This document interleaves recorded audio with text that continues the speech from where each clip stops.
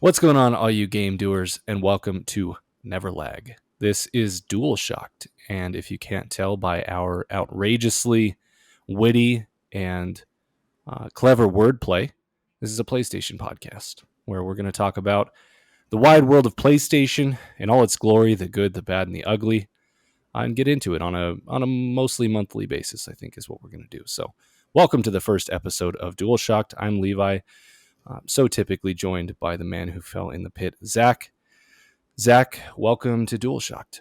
It's great to be here in this liminal world of where the only thing that exists here is us and Sony and PlayStation. So Exactly. how are you doing? I'm good. Yeah, we made it. We finally made it. So, yeah, we've been thinking about doing this for a while.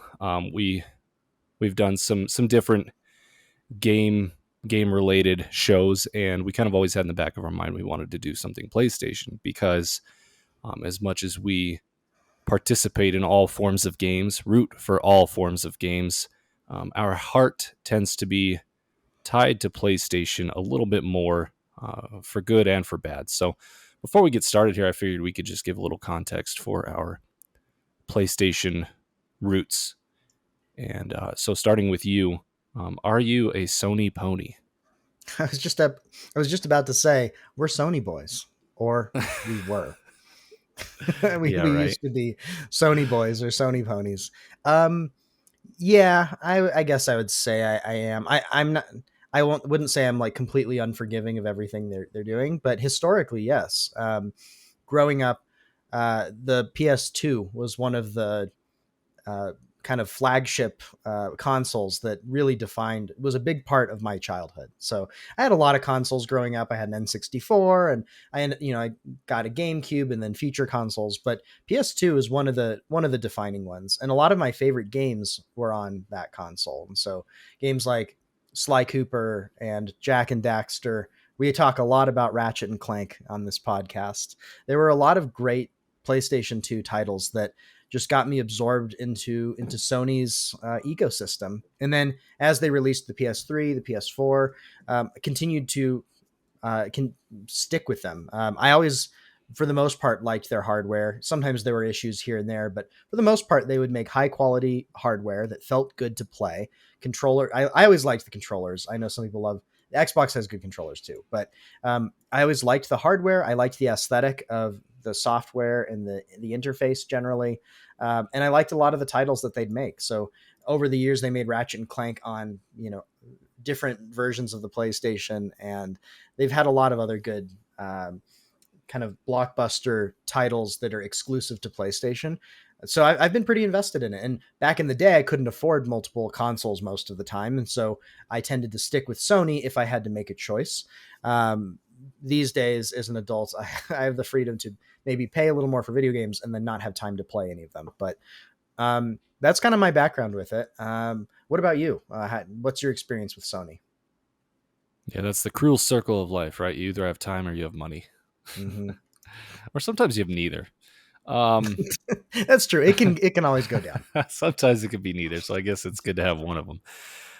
Yeah, I feel the same way. Well, just to quickly mention the controller situation, I've always felt the same way. Although I have to say, the past couple of years, I have used an Xbox controller more as I've played more on my PC, and I get it. I think the Xbox controller.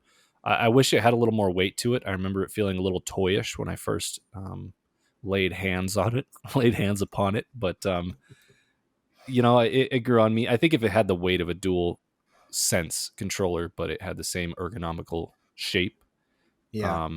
I think that would be the best of both worlds. But yeah, I wouldn't say I'm a Sony pony. I mean, I guess that has the connotation of everything Sony does is great, and you always defend them, right? And Fair enough. just from an ideological standpoint, I don't believe in the defending or being a vigilante of $1 million company who You were doesn't. nobody's pony. Yeah, I'm no one's pony. They don't care about your personal existence other than the meager pittance that you contribute to their bottom line at the end of the day, right? So Too true. from that standpoint, I don't. But I am very much. I've been Sony since day one, like you said, as a kid. In our age in our age group, it was a little bit pre Xbox. So growing up, it was kind of like your parents either got you a Nintendo or they got you a PlayStation 1 or 2, right? And I had a good friend who was all Nintendo, had all the Nintendo things. I would go to his house to play the Mario Karts and the Mario 64s and the Donkey Kongs. And I have a lot of memories associated with that. But personally at home, I've always had the PlayStation consoles. The first console my parents ever got me was a PlayStation 1. And from there, I've had every single console. Like you said, great memories with especially the PlayStation 2 era. I mean, arguably one of the best generations of any console ever, right? And such great platformers, like you mentioned, Ratchet and Yeah. Clank, one of our favorites, has somehow stood the test of time.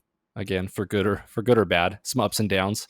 But even like Jack and Daxter and Spyro and Crash Bandicoot and Yeah. some lesser known ones. I mean, I used to play Sledstorm on PlayStation. I think there was a PlayStation 1 game way back in the day, all the Gran Turismos. So very much PlayStation at my core. And the PS4 generation, man, what a generation. Very much strengthened any Hmm. pride you might have had in sticking with PlayStation during that generation. But we're off to a rocky start here with the PlayStation 5 generation. So there's a little bit of backstory for us. Like I said, we root for all video games. I play stuff. I don't have an Xbox currently, but I play everything on PC, Game Pass.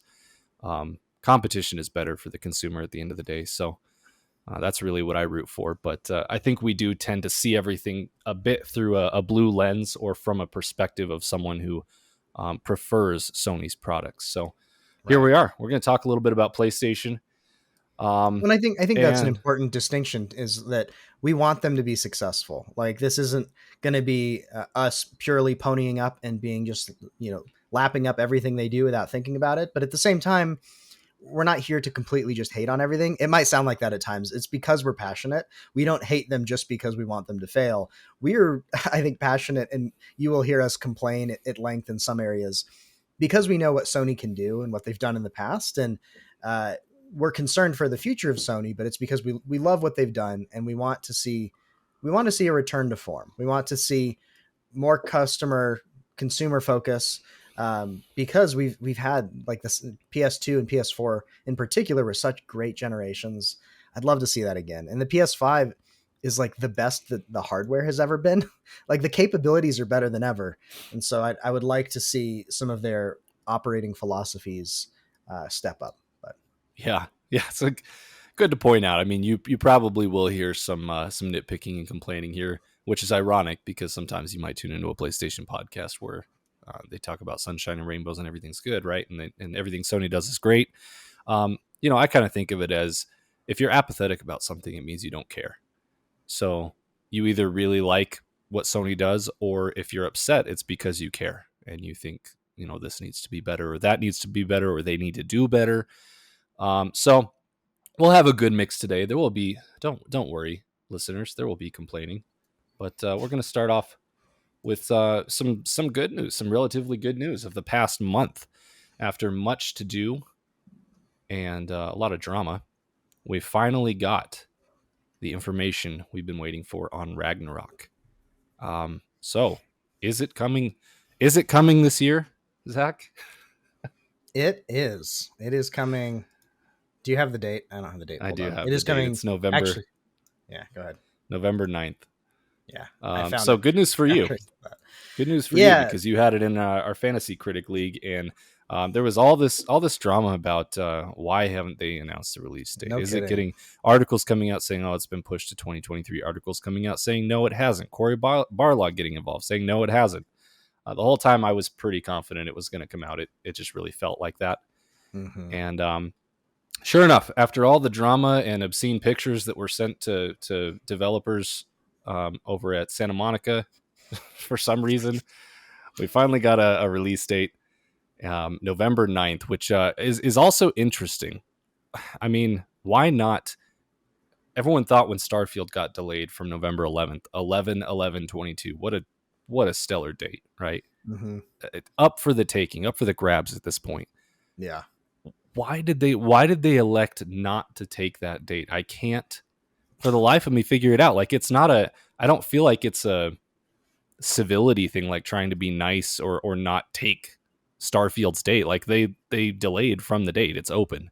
Yeah. The other weird thing that's been pointed out is November 9th is a Wednesday, which apparently has something to do with, I forget which Norse god. I can't remember. I don't know if it's every Wednesday. Anyways, they're like, oh, maybe that's why they picked a Wednesday. But games typically don't release on a Wednesday. It's usually Tuesday Yeah. or Friday. And ironically, Friday is the 11th. So Yeah. it's just, to me, that's interesting that they, I'm not sure why they didn't go with the 11th. I don't know if they were just trying to be nice or what that was. But November Yeah. 9th. Maybe it'll get a 2-day delay. Let's hope. Yeah, maybe originally they were trying to be nice and not really, or maybe they were trying, maybe it wasn't nice. Maybe they had the 9th in mind before they announced it, and they planned that to try and beat Starfield or something. And now they have marketing targets set, and maybe it'd be a little bit of a headache to change it. Although I can't imagine 2 days would really be that big of a difference, but I don't know. Maybe there's like some commercials or things that are like locked down. I don't know. It's a bit weird. I don't know. It's a bit weird. Semantics. Yeah. I can't imagine they have that sort of thing locked down this far in advance before they even announce the date. So, anyways, we got our look at. We have the date. It's coming. We got a new CGI trailer. No new gameplay, but the trailer was pretty cool. I will say it got me more hyped for this game than maybe I've been. Yeah. Maybe I just need to get the juices flowing a little bit, and that trailer did it for me. So, getting to see a giant wolf. What is it? Fenrir, assumedly, allegedly. Yeah. Pretty epic looking stuff. So I feel like they're really going to swing for the fences here, especially with this being the ending of, well, what is it? A duology? What's 2? Yeah, duology something like would that. be 2. It's not going to be a trilogy. This is the final episode of the Norse duology. So yeah. We got our look at the collector's editions. So they did an unboxing. We've got all the information on that. I'll run down. You looked through this, right? It's a pretty solid package. Yeah. So I've looked through both the collectors and the Jotnar collections. I'm mildly disappointed with the assortment of stuff. But I feel like it's maybe just some of my preferences. I don't know if you want to list out everything that's in it, but yeah, I got it right here. So let's see. Here's the collector's edition. It comes with, so this is a little controversial, but it comes with a PS4 and PS5 printed voucher, which is for the digital edition of the game. We'll talk about that in a minute. It also comes with a 16-inch Mjolnir replica hammer, which it looks pretty cool. I watched the video. It looks like it's got some heft to it, very intricate and detailed. Pretty cool looking. I mean, it does look a little dinky. Like, I mean, it looks like Mjolnir's little brother or something. Yeah, but Mjolnir Jr. Like, don't you think, even though it's a miniature replica, don't you think it should have been a little longer? Maybe. Yeah, I don't know. Maybe it's not. I don't know. Maybe it's not that long. Maybe proportionally, it's just kind of weird. And if you hold it, it'll feel right, look right. In the picture, it looks a touch cheesy to me in the marketing materials we've seen. It's cool, but it looks a tad cheesy. Yeah. So then we get. Oh, go ahead. I was just gonna say, personally, I would have loved like some kind of statue in its place. Like a lot of these collector's editions will do a really cool. Bust or maybe they were just trying to do something different. Everyone. Yeah, and that's why I said they're like, let's be different. Personal preference thing. I might have preferred that, sure. But yeah. It also comes with a dwarven dice set, which are these very much D&D. Looks like they're different numbered dice, different shapes, and they're wood carved. They actually look pretty cool. They come in a nice little bag. 2 twin veneer carvings, which are just little figurine carvings out of wood. Also look very intricate and kind of cool. You get a steelbook display case. No disc included. So this is a trend we're seeing now.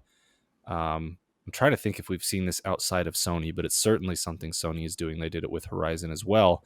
With their collector editions, they give you the steelbook case for display, but they do not give you a physical edition of the game. They only give you the digital edition, which is Frustrating. I mean, I could see a case where people want the digital edition and they're happy about this, but they should have two versions, I would think, because there's a lot of people who, and I would argue the majority of people who are spending this kind of money um, appreciate physical, Yeah. tangible collectors things. They probably want a physical disc of the game. It just seems odd to me that a person who would purchase this for, what is it, like $200 or more, Yeah. um, would prefer a digital edition when they've purchased all these physical things. So That's certainly the there's camp that. I'm in. Yeah. Yeah, exactly. So we can speak a little bit more to that once we get through the list. There is a Knowledge Keeper Shrine, which I believe is the box it comes in. It's this, I don't know, Way to special looking brand the box. box. Yeah. All right. Yeah, Good on exactly. them. And then you get a bunch of digital content, which, I mean, kind of who cares? You get a digital art book, soundtrack, a lot of very typical things, avatar set, and a PlayStation 4 theme. Which, where are our PlayStation 5 themes at, Sony? Like, what Right? are we doing here? I know. Anyway, so that's what comes in the Ragnarok Collector's Edition, and then let me see if I can pull up really quick the Jotnar Edition, which is slightly more expensive. Actually, a bit more expensive. It's $260, so very Mhm. pricey. This one comes with everything listed before, except for the dice set now is Brock's dice set, and it's like silver and blue, Yeah, that's cool. which I think looks pretty cool. That's kind of the one thing I want out of this whole thing, other than the steelbook. Yeah, It same. also comes with a 7-inch vinyl with the music and a pretty neat art sleeve that it goes in. Actually, pretty cool looking. Hmm. Um, a Falcon, Bear, and Wolf pin set, and then an Idrisil cloth map. So it's a cloth map about this big of the tree of Idrisil and all of the different realms that we'll be exploring in the game. So I think it also comes with a legendary, and this one I'm not sure, is it Dropnir ring. Um, and I think that's all the differences. So it does come with 4 or 5 extra physical Yeah. items in the Jotnar edition, which all of these are, of course, sold out at this point in time. Last I checked. So, Yeah. what are your thoughts on the additions we got to look at here? The difference between the two, things that stood out. Did it move the needle for you? Where are you at with it? Yeah. I think overall, it doesn't quite move the needle for the price point for me. We've also talked about our frustrations with pre-orders in general and not wanting to support the systemic behaviors Sony is pushing for with like supporting pre-orders and then games being released in a certain state. I'm pretty confident that God of War Ragnarok will be released in a fairly good state. Like Santa Monica has a good track record, but in general, it feels like pre-orders are becoming more of a hurdle for me to want to do. And the assortment of items in these bundles, while they're interesting, I mean, I would love to have any of these random trinkets, but it feels like a bit too much of an eclectic assortment of trinkets for it to feel like something I want to spend $260 on. If it was an extra $50 on top of the game's price point, sure. Like I said, the Mjolnir looks like it might be just a touch smaller or a touch cheesy feeling. It's hard to tell from just the one photo I've seen.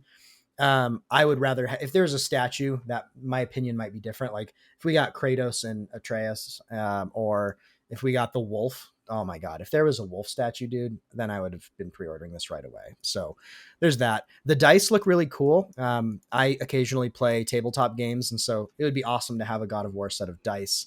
The vinyl's kind of neat. I think some of the extra touches do a little bit of work justifying the Jotnar edition, but it's for this is a personal preference thing for me. It just doesn't quite feel there to spend that level of money. Um, but yeah, what about you? What do you think overall of this assortment of goods? Yeah, I think it's mostly par for the course with these things. I mean, a lot of it's up to personal preference once they come out, if it really hits for you or it doesn't. This one was close. I kind of at first I was like, oh, the Mjolnir hammer is very cool, and I don't know. I thought maybe it'll be worth it, but it just really didn't for me at the end of the day. I kind of wish, honestly, I wish there was like a maybe a. I mean, I don't know what's the collector's edition digitally. Is that I'll have to look up the price on that, but I kind of wish maybe there was like a 120 to 150 package Right. Yeah. that didn't include Mjolnir, but did include maybe the dice, the The map, steel book. the Yeah. steel book, and maybe the vinyl.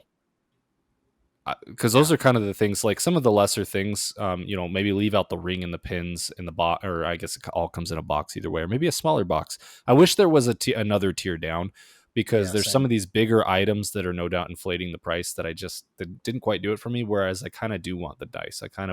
The map is kind Yeah. of cool. I do want the steel book. I've been trying to do research to see.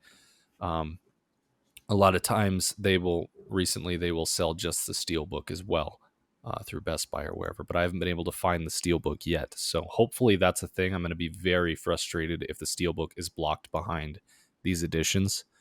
Yeah. Not gonna like that if that's the case. But yeah, otherwise, I mean, it's so hard to say. Is it worth the price? Is it not? I mean, typically these things are around $200, usually over.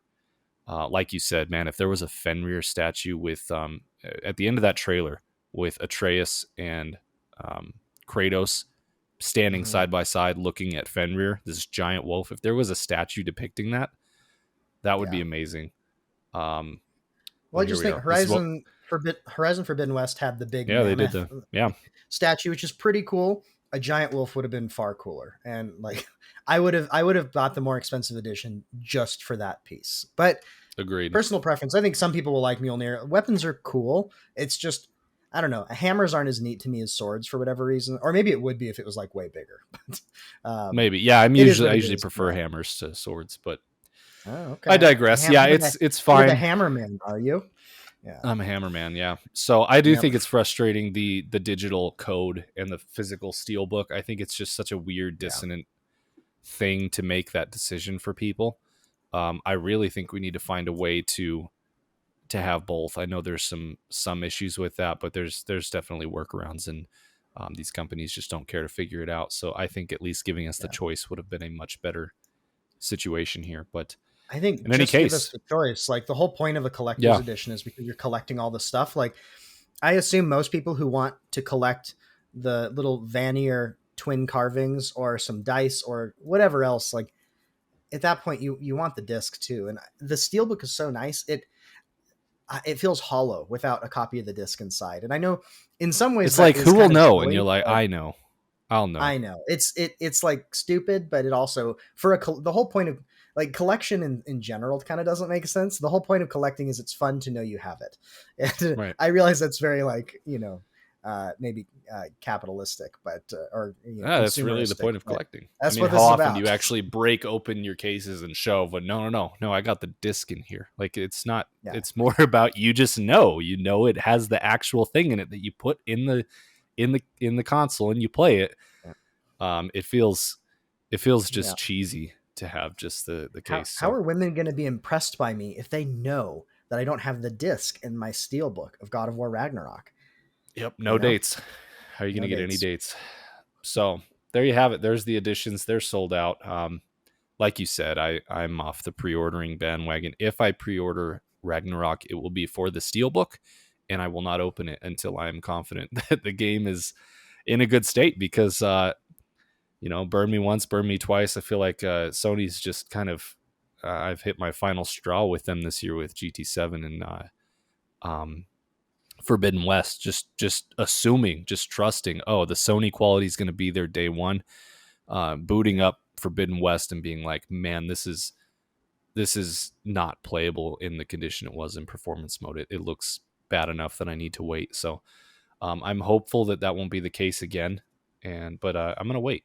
I'm definitely gonna wait now. So um, there we have it. God of War information. Our next story, PlayStation news, is an interesting one, pertaining to Xbox a little bit, but also Sony. Somehow Xbox is getting Discord voice chat before PlayStation starting soon. This is coming from an article from Forbes, which is kind of hilarious because the article mentions all the way back in May of 2021, so over a year ago, news broke that not only was Sony working to integrate Discord into PlayStation consoles, but it was actually now a minority investor in Discord. So they had basically paired up, and Discord was coming to PlayStation. That was the news we got last year. The original pitch was to bring the Discord and PlayStation experiences closer together on console and mobile starting early next year, which is gone. Early next year is gone. That was early this year. And now we get news in the second half of 2022 that obviously Discord in its entirety is not on PlayStation. You can't just jump into a voice chat, for instance. That doesn't happen. Um, Despite that, we are now getting news that Discord integration is coming to Xbox beginning today with some Xbox. Oh no, that was beginning today, the news. Okay, so it will be rolling out in the coming weeks. But essentially, just kind of weird. Like what happened here? I don't know. What are your thoughts on this? This is a really weird thing for Sony to come out and kind of announce this partnership, invest in Discord. There was even talk I remember last year of Sony purchasing Discord. Like maybe that could Yeah. happen with all these acquisitions. And now here we are, and Discord still isn't on PlayStation, and Xbox is like, oh yeah, we're about to have Discord. Yeah. I feel like there's a number of things that could have happened. My first thought is generally incompetence. Like if Sony announced this, it sounds like Discord was on board for some type of partnership. It didn't happen. I have to wonder if Sony just is dragging their feet. Maybe they didn't prioritize certain platform or integration work that would need to happen to do that. And they're just going slower. And Microsoft jumped on an opportunity. And clearly, whatever agreement maybe had been worked out between Discord and Sony, it wasn't exclusive. And if I was in Discord's shoes, I'd be trying to integrate with both, right? So it sounds like well, I'll cut that out. Microsoft. Why are Oh, you going to cut out Microsoft? That's great. maybe I'll keep it. Microsoft. It sounds like Microsoft is just, I don't know, maybe operationally better right now. Like they know what they're trying to do.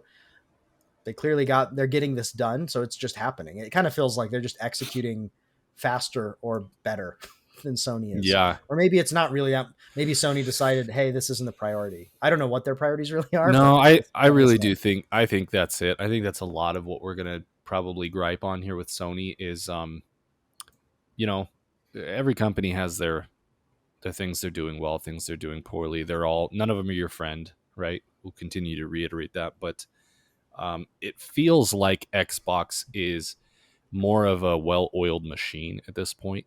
It has Mm-hmm. good leadership, and um, it just feels like every department within Xbox is working towards unified goals, and Yeah. they're achieving them.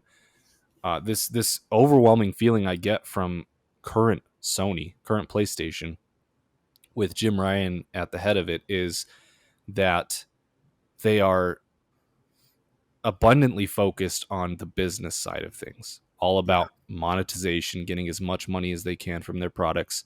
And beyond that, they feel like they're flailing, like they don't have a unified vision, a goal. Like this department doesn't talk to this department. And I get that feeling all over the place. I mean, even we'll talk about some other controversies they've had, but dating back to when PS5 came out and they announced that upgrade paths to PS5 will be free, and then they came out with the Forbidden West thing and said no, it'll be a $10 upcharge, and then people revolted and they're like, oh yeah, we did say that, so this one will be free from now on. They won't be. It's just like it feels like constantly they're saying and doing things that they're either not ready for, or they didn't think through, or they didn't think about how it affects this in the future. I get that sense from Sony all the time these days, and Yeah. I do wonder if this is just another case of like them in a business way being like, hey, let's partner with Discord, yeah, and then not actually like thinking the logistics through of like, okay, what's our Mhm. timeline, how do we get this done, and then it Yeah. just kind of sits in this purgatory like state. Meanwhile Xbox is I mean, they said their update, let's see, the Xbox integration will in fact have Discord voice chat from the jump. It's the main selling point of the update. So yeah, it just feels like Sony is not what's the word you used? Executing. They're not efficiently executing any of their directives or anything. It feels like they're just kind of aimless in a lot of their goals these days. And it feels kind of related to that. It feels like Microsoft has a more clear strategy, like product strategy versus just business strategy. I don't know claim to know exactly what it is, but it feels like they're very focused on enabling ecosystems, enabling communities to use Microsoft as a platform for your gaming experiences. And through that lens, it makes sense to prioritize something like Discord, which hosts large communities of people who are gaming together. And that can more tightly get people integrated day to day into Microsoft and their gaming ecosystem. Whereas Sony, their business strategy is pretty clear. It's monetize the heck out of everything. A lot of microtransactions recently, a lot of live service stuff over the next 5 year time horizon. But in terms of what does the product look like and that it's something that's cohesive, it's a lot harder to say. Like we have this good hardware, we have some exclusives, but it feels like they're a bit all over the place in terms of their product strategy. And I don't want it to be that way because I like Sony, or I historically have liked Sony a lot. But I'm impressed with where Microsoft's at. I'm hoping that Sony's leadership can start getting some of those things together and start making decisions that aren't purely driven on revenue, but are also driven based off of what are some of the right experiences to build out some type of vision. And, they used to talk about, we believe in generations and having the best hardware, creating these really premium exclusive experiences that maybe we're not quite going to see as much of from Microsoft. If they really leaned into that, at least it would be something unique and different that has some value to the end consumer versus just we're going to look at a lot of live service games because we like the potential financials. Yeah. Yeah, and we're a little bit of a side tangent here, but yeah, totally. If I think about what is Sony's directive, what is their strategy? Early in the generation, it seemed like okay, they want to be the premium console, premium games, premium prices. Maybe they've earned that from the PS4 generation, but now you look at them and you're like, okay, what are they? They are $70 premium games, but also they have like a Game Pass thing now. They are single player driven, but also they now want to focus heavily on live services and microtransactions. It's just like Mm-hmm. they like you said, they seem all over the place. And to get things back to Discord, I remember when they announced this last year, thinking to myself, this is odd. This feels like such an Xbox thing. Like if I Mm-hmm. just close my eyes and think who partners with Discord, it's Xbox, it's Microsoft Yeah. for sure. So for Sony to come out and be the first ones to do it, I was like, wow, that is really interesting. That could be really big. I know that me and you have PCs, but we have friends who just have consoles. Sometimes if we want to play something with crossplay, it's like, okay, what do? We all bust out our phones and hop on Discord. We all call each other in a 3-4 Right. way call. Like, Yeah. so just I mean, Discord would be great to have on the PlayStation. I don't know. Hopefully this isn't just dead in the water. Hopefully it's coming sometime this year, and we get some sort of information about the rollout since they've already missed their alleged window of early 2022. So, Yeah.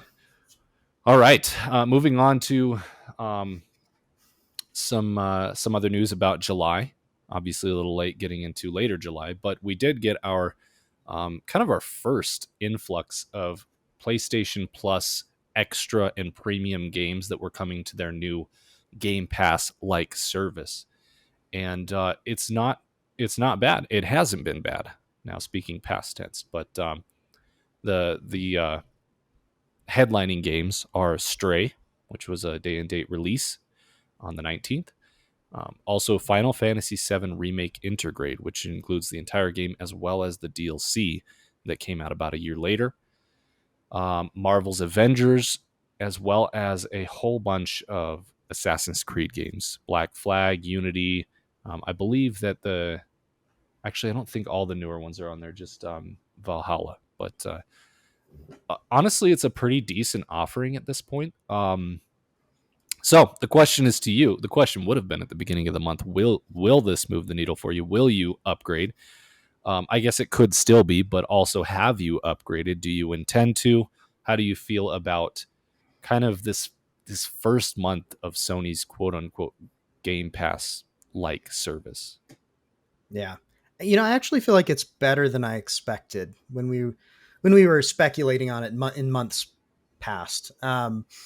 It might actually move the needle for me. The thing is, we're already paying for the what is it the uh, PlayStation Plus. What's the basic tier? I I can think it's never called remember. basic. Oh, essential. Essential. Thank you.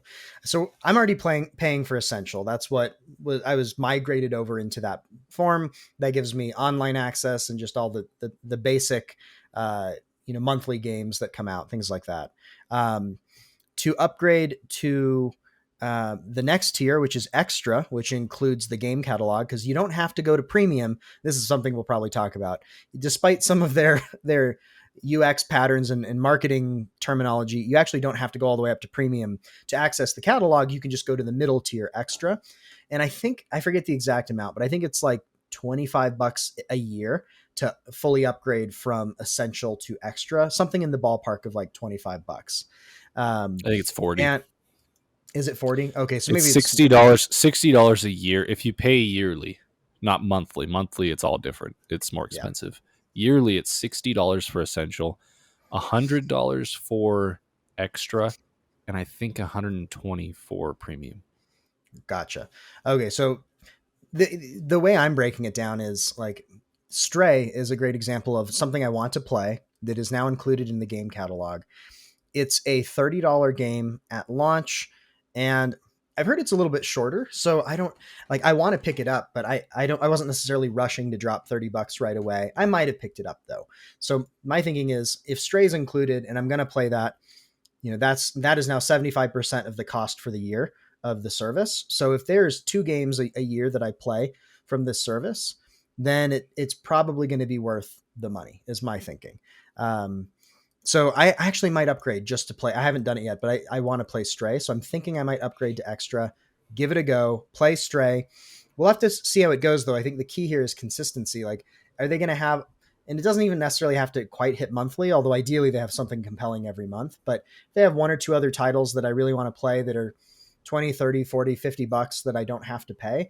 It's going to be worth the money for me. So I'll probably be Yeah, upgrading and see how it goes. I think I think our two-person sample size is rather indicative of probably a lot of what they're seeing, which I don't know if I love that. I kind of feel gross. I did upgrade. I know. Um, because it was $24, less than $25 for me to increase my tier from essential to extra for the remainder of the year. It ends in like March of next year. That must have 24 been where I got bucks. $25. Yeah. Yeah, so it is prorated, and that's why it's That's cheaper. nice. That's nice too, Um, actually. it is nice. The one frustration I have, which they clearly designed it this way, is you cannot upgrade if you purchase yearly. You cannot upgrade monthly. I was like, oh, maybe I'll just upgrade to extra for a month or two. Can't do it. You have to upgrade the entirety of your subscription. So, like people who have, there's people who have stacked subscriptions for like 3 or 4 years. You have to upgrade to extra for the length of your, which kind Wow. of really bites you in the butt if you've done that. If you have like 4 years of PS Plus paid for, to upgrade to extra, you have to upgrade for 4 years or whatever, which I feel like is just, I understand why they did that, but um, it's not pro consumer. It's really not. Yeah. I mean, I can subscribe to Game Pass for a month, play all the games I want, unsubscribe, and wait another 6 months and then subscribe. And like that's kind of what I've done. I've been waiting for all these games to build up on Game Pass. There's 4 or 5 now I want to play, and assuming they don't get removed, I'll subscribe for a month, play as many as I can, and or maybe 2 months. So Sony's not letting you do that. I did upgrade. It was the $24. Like you said, Stray is $30. I was gonna play Stray anyways. Rather than wait for a sale, I was like, you know what? I'll upgrade, kind of be along for the ride, see how this goes this year. Maybe downgrade come March next year. We'll see. Um, but I will say, I just don't love, especially with having 1 month to look at. And at the end of the day, it was only $24. It's already paid for itself with Stray, so it's fine. But I don't love that because they're getting people locked in for the entire term of their PlayStation Plus thing. They already have the money. It's kind of that thing where it's like they already have the money. What incentivizes them? I mean, obviously they want more people to onboard, but I don't know. It's just that feeling of like, they have my money. What makes them come out with some banger games in August? Right. But also with Intergrade, I never did play the DLC to Final Fantasy VII. Never purchased it, even though I loved that game. So I was like, Yeah. hey, Same actually. maybe I'll dip into that. I haven't played Valhalla. I really loved Origins. Kind of didn't like Odyssey. Heard very mixed things about Valhalla, but kind of wanted to get to it. I was like, oh, it's there. Maybe I'll play it. Black Flag. Kind of want to play it. Maybe I'll get to it. So there were enough games here where I was like, for $24, it's worth the experiment. I guess we'll say. Let's see how this goes. And like you said, if they come out with one other or two other games like Stray in the year, then it's already worth it, right? Yeah. The one thing I will say, actually, there's two things. The first thing I noticed is that when I was upgrading, obviously, like you mentioned, you only need the extra tier to get all these games. The Mm-hmm. premium tier, which we can get into a bit, it feels so half baked, and it almost feels like they accidentally got these backwards. You know, it feels like the extra tier should have been these classic games, and then the premium tier should have been the Game Pass model with the newer, more Yeah. modern rotation of games, right? Because I mean, premium just feels so pointless at this Mm-hmm. point. Their catalog of classic games is dismal and not being refreshed very well. So, but anyways, side tangent there. I can obviously upgrade to extra for $24, or it was going to be like $40 to upgrade to premium, right? And so I was like, okay, obviously I'm going to do extra. And then when I went to do it, I went into Stray on the store, the game, the page for Stray in PlayStation Store, and there it says, I can buy it for $30 or I can just upgrade. And I was like, okay, let's just go to upgrade. I'll upgrade. You go into the upgrade tab, it only shows you the option to upgrade to premium. It does not show you the option at all to upgrade to extra. And I was just like, man, that is scummy. That is Mm-hmm. super scummy because you don't need premium tier. It's not even like it shows one smaller than the other, one harder to get to, one kind of um, hidden. No, it just shows the Yeah. premium upgrade. And I was like, man, that is just so indicative of Sony of the past 2 years. Just this kind of Yeah. scummy, slimy trying to get that extra couple bucks from you. Yeah. So I And that's a found that pretty dark to be UX irritating. pattern. That's a pretty dark user experience pattern because it is purposefully obfuscating a viable option that they offer, banking on the fact that in this specific context you won't realize. And it's And honestly many kind of won't. a it's you I might not have. It's Yeah. honestly kind of it's a lie because if you go through this you think the only way I can play Stray other than purchasing it is if I upgrade to premium for the premium cost every year. Cool, I'm going to do this, not realizing you can upgrade and get Stray if you go to extra and save some money. And that option, they offer all the options.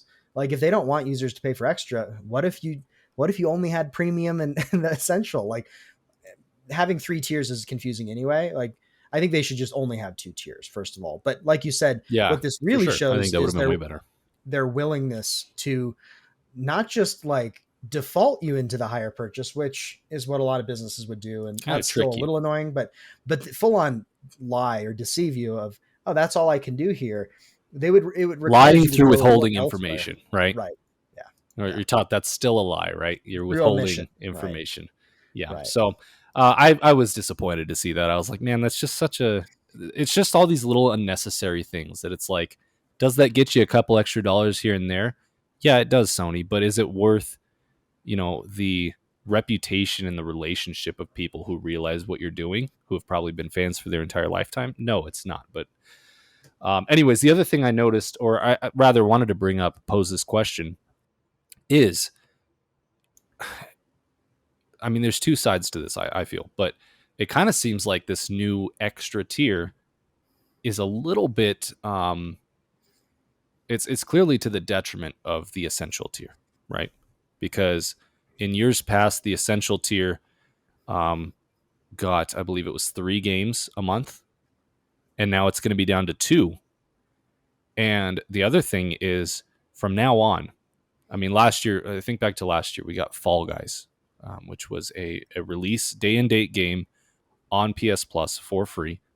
Everyone got that game for free for their subscription, free in quotes. And at this point, I don't see that happening again. I don't see any more day and date games coming to PS Plus Essential.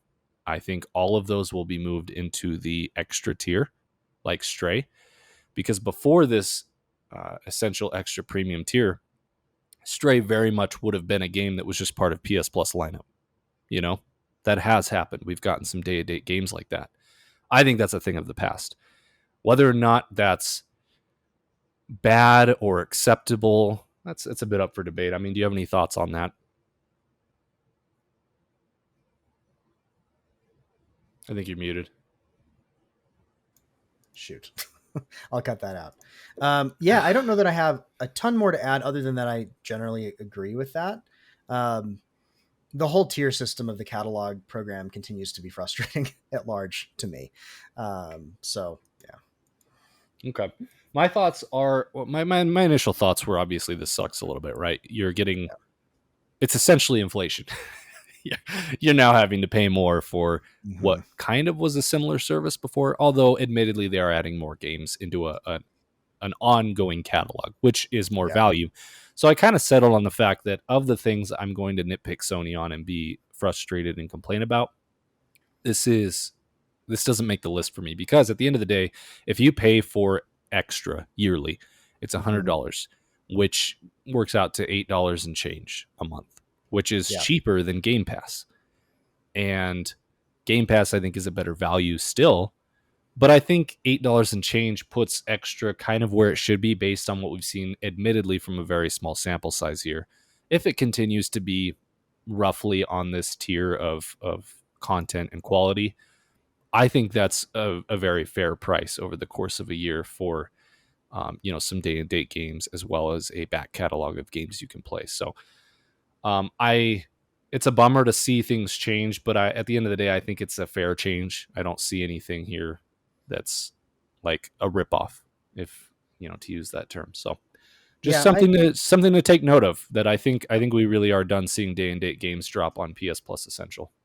Yeah, I wasn't expecting a ton of that, to be honest. So, um, I think I would rather them clear up the different tiers and make the value of each tier more apparent. I'm not as worried about a little bit of inflation in the sense you're talking, but make it clear what value each tier is at, and don't trick me into a tier. And uh, those are more of the issues. I think those are the Yeah, ones. which really just comes down to the premium tier. The first two I think clearly have their value cut out. I mean, Yeah. Essential gives you online capabilities, cloud saves, which should not be pay gated, but whatever. It gives you those and it gives you 2 games a month. Yeah. Kind of what it's always been. I think extra poses value clearly because I Hmm. upgraded. You're thinking of upgraded. I mean, Stray here, I think they got a lot of people with this one this month. Hopefully, Yep. they continue to bring value like we talked about.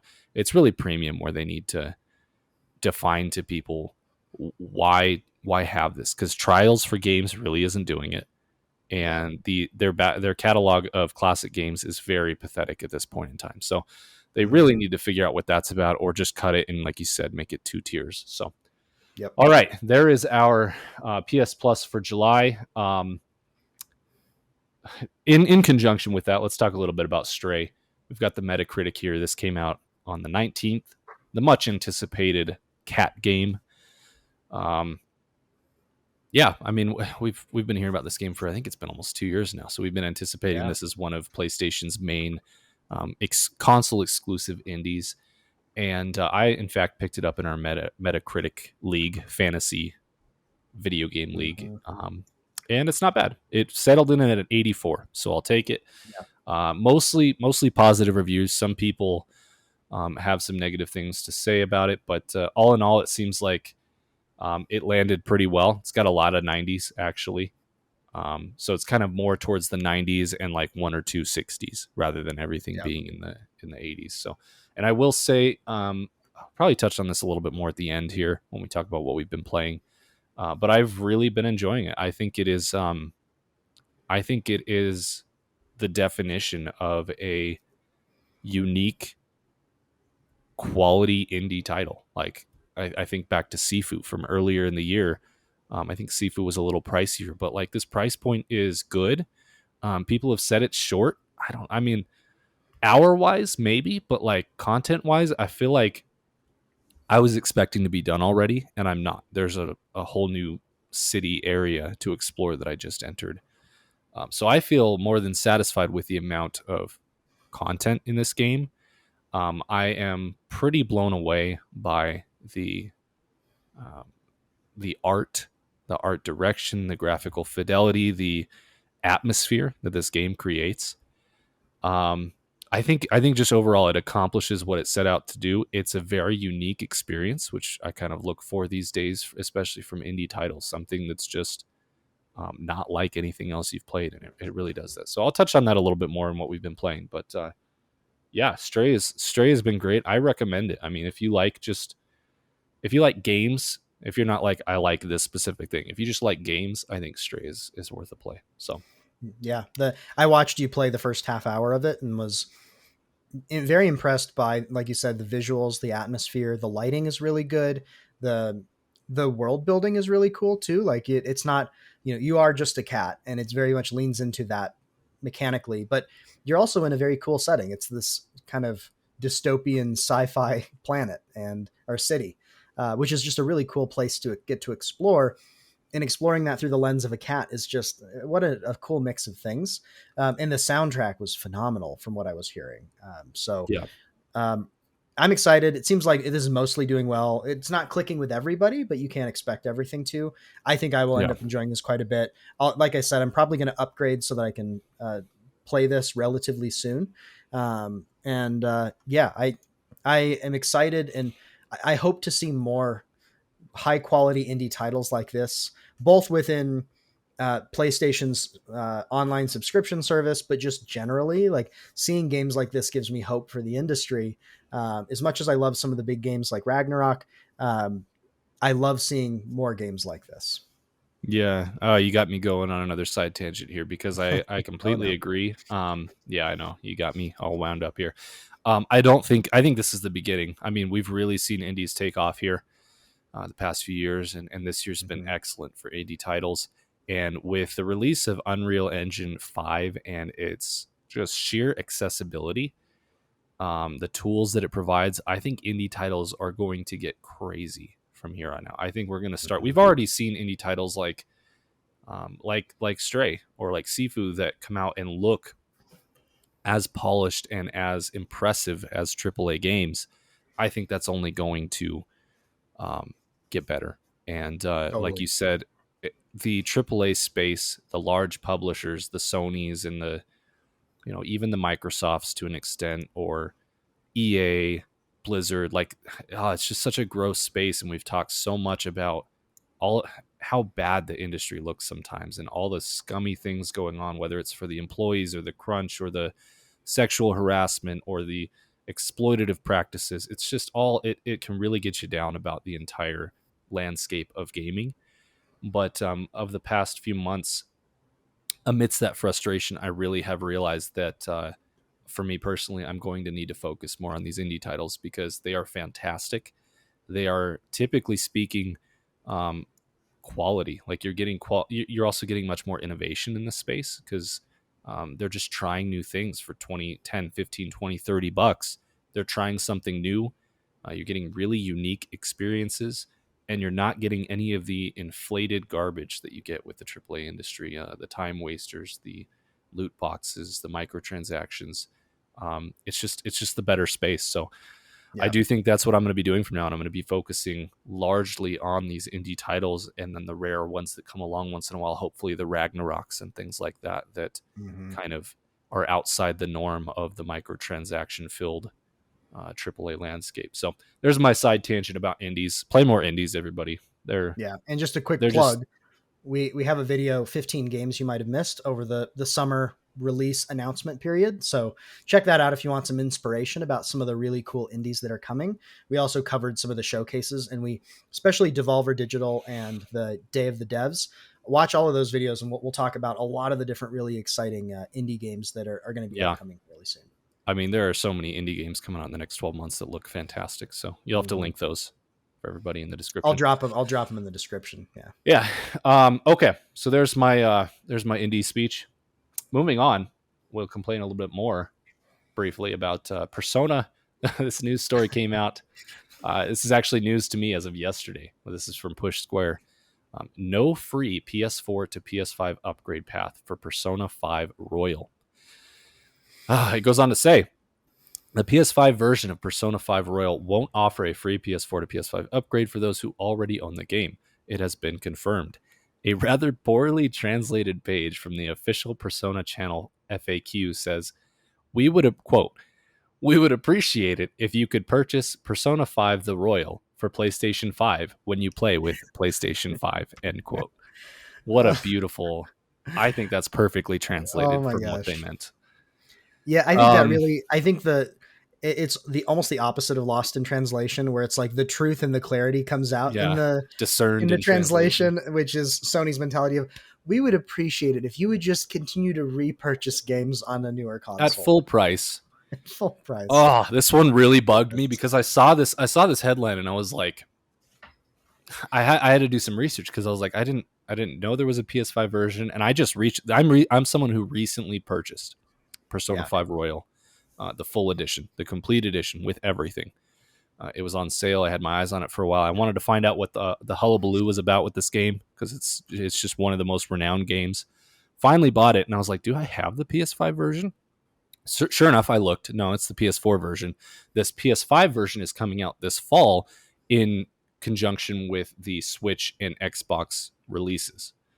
And so I was like, you got to be kidding me, of course. So, no doubt, I think I looked into it. It comes with a 60 FPS performance right. boost and some other, it comes with all the DLC and everything. And I was just like, I felt Well, gross for having just purchased it and also not really loving the game. Spoiler, yeah. like I just kind of, it didn't click with me. I got probably 20 hours in and was just like, there was things I liked about it, but it just really wasn't clicking for me. But this just is, again, this isn't necessarily a Sony. It doesn't appear to be a Sony problem at first, right? Not This is directly. a, Yeah. not directly, but it is indicative of a problem they have. This Right. does not exist on Xbox. Microsoft has made it clear that all versions of games are free. Hmm. Whatever system you play on, you get the best version of that game. There's no Yeah. price differences therein. Sony failed to do that, even with their own first party IP. It's been a mess, like we talked about with the Horizon Yeah. Physical Edition, PS4, PS5. Sony can't figure out what they're doing. They have not created a standard. And because of that, it's the Wild West out here, and companies are exploiting it as much as they can.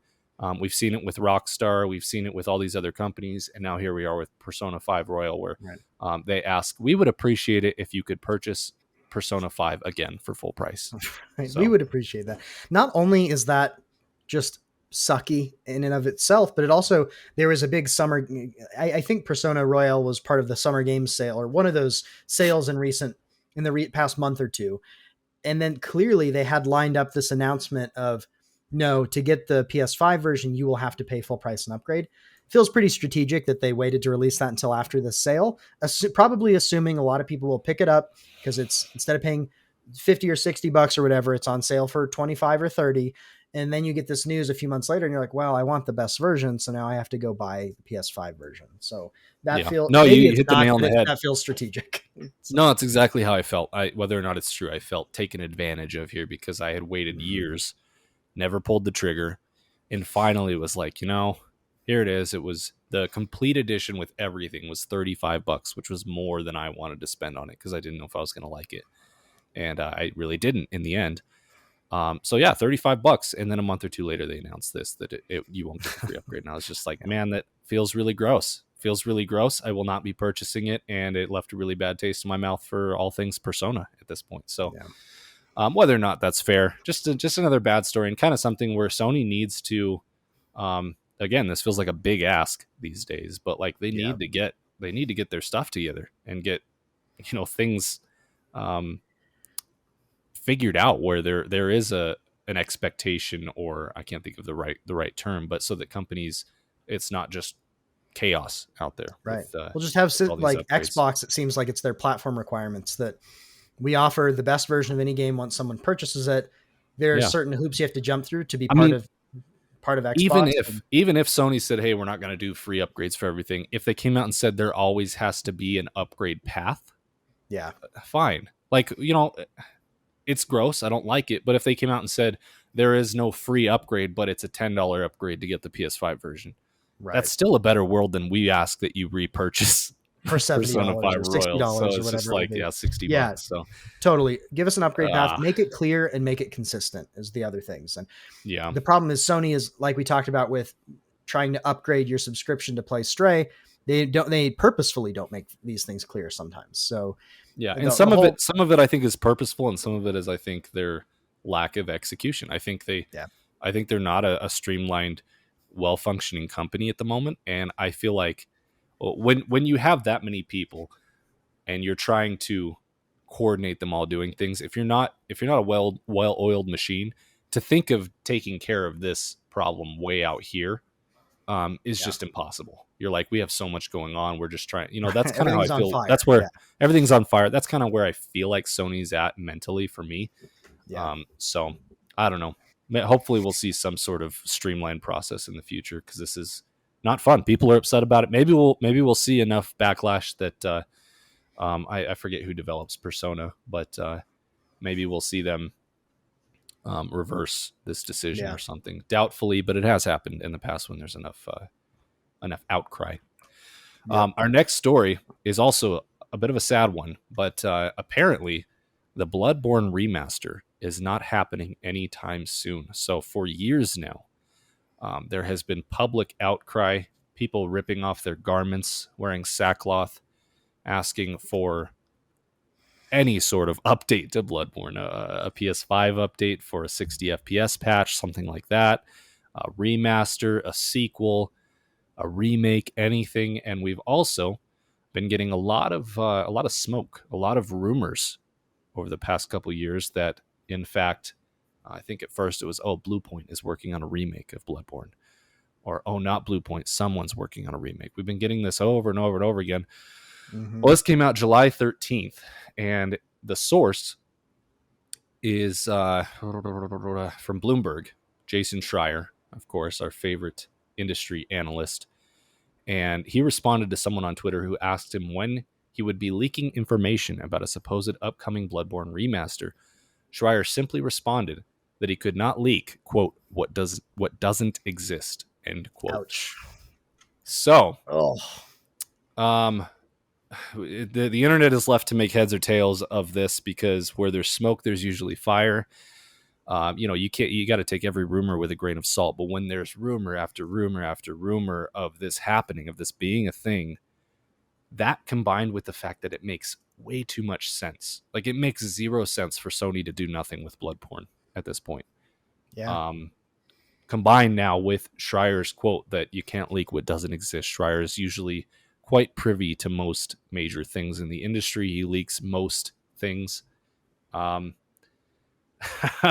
don't know. What do you make of it? Is Bloodborne dead? Is this all a red herring from Jason Schreier? Is he in cahoots with Sony? Yeah. Is he What's going taking a on? page out of Hideo Kojima's book Yeah, of maybe saying things Hideo and then the Kojima opposite? Yeah. is developing Bloodborne too. Ooh, you heard it here first, folks. Yeah.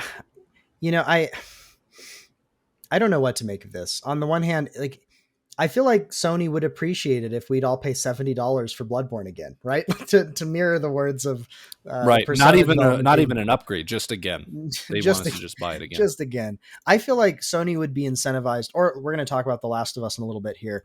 Like The Last of Us, I think there's a big enough audience who'd pay for this more so than ever after Elden Ring. Like, Elden Ring got a lot of gamers who Exactly. previously were intimidated by the difficulty of FromSoft games, maybe flirted with them but didn't quite commit. Elden Ring got them on board, and now they're going back and experiencing these other games. I am this person. I've always liked the idea of them, could never quite do it. I beat Elden Ring recently. Now I'm playing Dark Souls 3. If they announced a remake, a remaster, anything of Bloodborne, I would be getting it. Like, I hate to just support certain practices, but like pretty much across the board, like, I think I would pick that up. So I have to imagine Sony is somewhat aware of the business viability of this. And we had Bluepoint remake Demon Souls with the launch of the PS5, around the launch of the PS5. That looked fantastic. I would love for something like this to be A feasible. much less popular game. Much less popular game.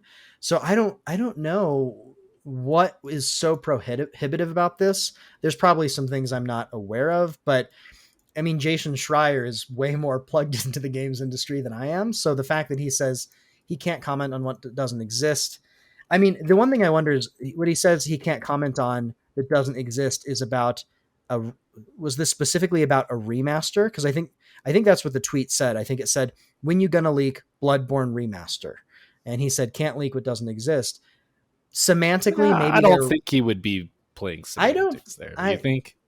I'm just to grasping drum at up straws, controversy? Levi. I'm grasping at straws with the hope that there could be something. Right? What does But he have to gain? What does Sony have to gain? It's just I don't think he such a has, confusing you know, situation. he's not part of Sony. If he was part of Sony, I could see the kind of playing a semantics Right, the game cat and maybe, mouse game or whatever. but it doesn't make sense for him to be doing this. So this makes me think either he's just not privy to it, and with the the the way Sony's been operating, I feel like it'd be surprising if something Yeah, right. didn't if he didn't get wind of this. Um, so I don't know. I don't think this doesn't bode well. I don't necessarily think it's dead forever. I think it's a popular enough IP. FromSoft is a lot bigger these days because of the success of Elden Ring. I could see Bloodborne making its way around in some form eventually, but this makes me feel like maybe this isn't something coming in the next year or two. I don't know. What about you? Yeah. Um, yeah, it's either the best kept secret in all the video games industry or the best kept secret that's been leaked for 2 years. It's just all signs point to this was all a hoax and this never was Mm-hmm. happening. But my brain can't reconcile that with the fact that that's so stupid. Like that's Nintendo levels of stupidity. Like why would you not be working on this? There's no way that a Bloodborne remake, remaster, sequel does Yeah, not any of sell those. probably double what the original sold. And the original was very successful, often lauded as the single greatest PS4 exclusive, which is not a short list or a low bar. Like, Mm-hmm. I mean, it's seriously considered to It's a be big game. top three, if not the people's favorite PS4 exclusive title. So I can't fathom that Sony is so incompetent that they're not on this. Like I just can't. I really can't. But it does seem like Bluepoint they're doing other things, and I don't know who else you trust to do this. You know, because From Software they're not going to come back and do it. They're too big. They're too big, too successful to come back and work on your little Bloodborne IP that you own. Right? That's the thing. Sony owns the Bloodborne IP. So FromSoft isn't going to come back and do it. But the beauty of that is Sony can have whoever they want do it. Yeah. But yeah, other than Bluepoint, I mean, Bluepoint obviously could not get out of the water. We saw what they did with the Demon Souls remake, Mm-hmm. which was immaculate. I mean, it was just exactly as the original was, but way better, and still to this date one of the best looking games on the PlayStation 5. One of the best looking games to be released. So I don't know. I guess now as I've talked this through, I don't think it's happening. Although you know what, a remaster, you could trust just about anyone to do a remaster as opposed to a remake, right? Yeah. I would only trust Bluepoint to do the remake. There's a lot of devs that Sony has that could probably do the remaster. So, and that's specifically what he's speaking to here, a remastered version of Bloodborne. So, man, I'm at a loss here. It sounds like it's not happening, and I can't even believe that. I don't know what Sony's doing because, like you said, Demon Souls was successful with its remake. Sony's all too excited to remake everything that doesn't need remade, and here's one that people have been crying out for years. Yeah. And all this combined with, so I just keep snowballing. All this combined with the fact that they haven't upgraded the original version. Like if you're not Mm-hmm. doing anything with Bloodborne, for the for the love of everything holy, give us a patch that gives us 60 FPS because the thing still runs at 30 FPS even on PS5. It's Yeah. tragic. And so my thought is, okay, they're not doing that because they really want to incentivize people to purchase whatever it is they're working on, a remaster, Mm-hmm. a remake, keep us locked at 30 so that we're really hungry for that remaster. If that doesn't exist, then they're just failing on every front. Like either give us that or give us a patch or something, like do something. I don't understand why it Yeah. feels like Sony just is shunning this IP that everyone loves that would make them a bunch of money. This is the most confusing news to come out this year, I think, Yeah. from Sony, which is not a low bar also. So I don't know, man. I hope we get some news. I hope that this story I is the hope Jason final Schrier is straw just where not clued into it. Like maybe this is I just hope he. Jason Schreier's an idiot and it is coming out like in a month or two, you know? Well, hey, I would take that. I don't know. The fact that it doesn't exist yet potentially doesn't mean it will never happen, but I don't know. Maybe I'm just It feels like being if it was naive. going to happen, it would have already been happening. But like I was saying, maybe this is Yeah. finally the straw where Sony sees the reaction to this story and finally start working on it. I don't know. Maybe Yeah. they're waiting for Bluepoint to be done with whatever their next project is. Right. And they're like, hey, Bluepoint, we want you to do this. And Bluepoint's like, well, we're already working on this thing. Maybe it just got put a few years out. Time will tell. Time will tell. But we've got to get something Bloodborne in the next 3 Oh man. years. I know. Remake, remaster, sequel. Like if we reach, and I don't even want to say the year because it's depressing, but if we reach the year 2025 and there's no news on Bloodborne, I think it's dead, which would be the most shocking death I think I will Yeah. have ever witnessed a game have for no reason. Hmm. A nonsensical death. No reason. Hopefully that's not the case. So, all right, moving on to some maybe exciting PlayStation news. We'll throw this one in here in the middle before we complain some more. Story number 6 is PlayStation Stars was announced. So, this is an article coming from Push Square again. Sony announces PlayStation Stars, a free loyalty scheme for PS5 and PS4 fans. So, not to be confused with PlayStation All Stars, which was battle. What is it? A brawler A Sony brawler. had Yeah. way back in the day that didn't succeed, and they haven't brought back, and I think they should bring back. But this kind of makes me think they won't. Anyways, I digress. PlayStation Stars will offer rewards including PS Store wallet funds and games, which sounds pretty great. It's free to join. It's scheduled to launch later this year. It will see you earning rewards by completing campaigns and playing specific games. That part I don't love to see, but Yeah. we don't know a ton about this. Writing on the PS blog, company bigwig Grace Chen elaborated, our monthly check-in campaign simply requires you to play any game to receive a reward. That's fine with me. That's fine. Well, Yeah. yeah, that's good. While other campaigns require you to win tournaments, which I probably will never partake in, earn specific trophies, which I probably will never go out of my way to do, or even be the first player to platinum a blockbuster title in your local time zone, which I will never be that person. To be clear, it sounds like PlayStation Stars will be available worldwide and not just in the USA. So, and obviously, all those little excerpts at the end of the sentences were me personally talking, not part of the quote. But this sounds like it could be cool. Um, Originally, I thought this all sounded like it had to do with trophies, right? They're going to reward you for platinums or things and give you. They mentioned they're going to give you digital items or avatars, and people were like, "Oh no, NFTs!" And Zach was like, "Yay, NFTs!" But they're not NFTs; they're literally just digital collectibles. Yeah. What that will look like, where they'll be stored, how we can showcase them, we don't know yet. But apparently, you'll be able to unlock um, these digital things to own Yeah. by completing trophies, which is cool because I personally am one who I don't go out of my way to platinum games I don't like, but when I like a game, I view a platinum as a nice way to keep me in the world, keep me playing a game longer if I want to continue playing it, right? And I also kind of have this completionist, obsessive, compulsive side to it as well, which is a little less healthy, but we won't talk about that. Point being, I do like trophies. Why not get a little bit? Why not get rewarded a little bit for it? So that sounds Yeah. cool. The other things I'm less interested in, I mean, I'm never going to be the first one to platinum a title in my local time zone. Like, there's people with no lives who do that immediately. I don't really like tournament things. I just never get involved. The internet is so big. Whenever there's a tournament for the whole of the internet, it's just like, why It's even too bother? much. Yeah. Um, so we'll see. We'll see how rewarding this feels. I can't imagine Sony's going to be doling out PlayStation Wallet funds left and right here. I imagine it will be whatever we hope it will be. It will be more stingy than that. Yeah. But I mean, even if it's just a little bit, after a while you get $3-5 off a title. Yeah. It's more than we have now. So, you have any thoughts on this? Yeah. I mean, some rewards, some cash back into your account is better than none. If you're going to earn it anyway, why not? This is a little bit of gravy on top of everything. Like you, I won't be winning any tournaments. The trophies one, that'll be more happenstance if it happens. It'd be great if it did. I won't be going out of my way for that.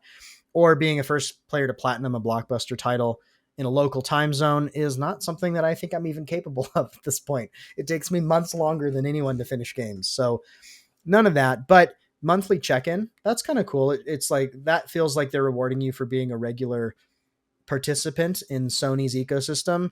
Probably not going to be a whole lot, but I'll take it because I'm doing it anyway. They also mentioned that you could potentially earn stars points for purchases in the PlayStation Store, which I do buy things from the PlayStation Store Yeah, here and there. I was So going to bring that up because I failed to mention that. right, so basically it's like earning cash back through any type of rewards program, Kind of like the which Nintendo Store, they have that same right. thing. And in the Nintendo store, it's not, life changing, but over time, I buy things here and there. And over time, like you said, it's 3, 5, maybe $7 off a title. 3 5 bucks, yeah. When I get that off, it feels nice. So I'm happy about this overall. It's probably not going to change a whole lot. It's not going to reshape your budget or anything, but a couple extra bucks here and there that you save just for doing things you're doing anyway is a nice way to reward players. So I'm overall happy that they're doing this. Yeah, we'll see how it looks when it finally launches, but it does feel like it feels needed with all the complaining you've heard us Yeah. do about Sony right now, and just kind of the sentiment I think about Sony right now is they're feeling very stingy. They're feeling very PlayStation 3 Sony, which was their infamous way overpricing of the PS3 and just very cocky way they handled that generation, set them back a long ways. And then the PS4 generation was them hitting it out of the park to return to form and become the dominant console. And it kind of feels like, although the PS5 is still just supreme and selling out everywhere, it feels like we're seeing that kind of cocky Sony back. Kind of, we'll do whatever Yeah. we please. The consumer will deal with it. It's nice to see something like this. It gives a little bit of hope that, you know, Mm-hmm. maybe they're not completely lost to the dark side. So Yeah. we'll see. We'll see how good this is. But like you said, just having a couple bucks off here and there, especially if there's like a sale and then you get a couple bucks off, things start to look kind of cheap once in a while. It's nice to it's nice for people buy more games and there's more player retention anyways. It's companies Yeah. fail to realize this half the time. So you love to see it. All Yep. right, our last story. This is a doozy. Save the best for last. Man, if there hasn't been just a mountain of Last of Us Part 1 drama over the past few months, starting with the announcement, honestly. What was this, a year ago or plus? They announced, Was it that no, long no, no, no, ago? this is a rumor. This was a rumor of Oh, like a okay. year or two that they were remaking The Last of Us Part 1, and the overwhelming response was, why? Why are they remaking Yeah. this game that doesn't really need I a was. remake?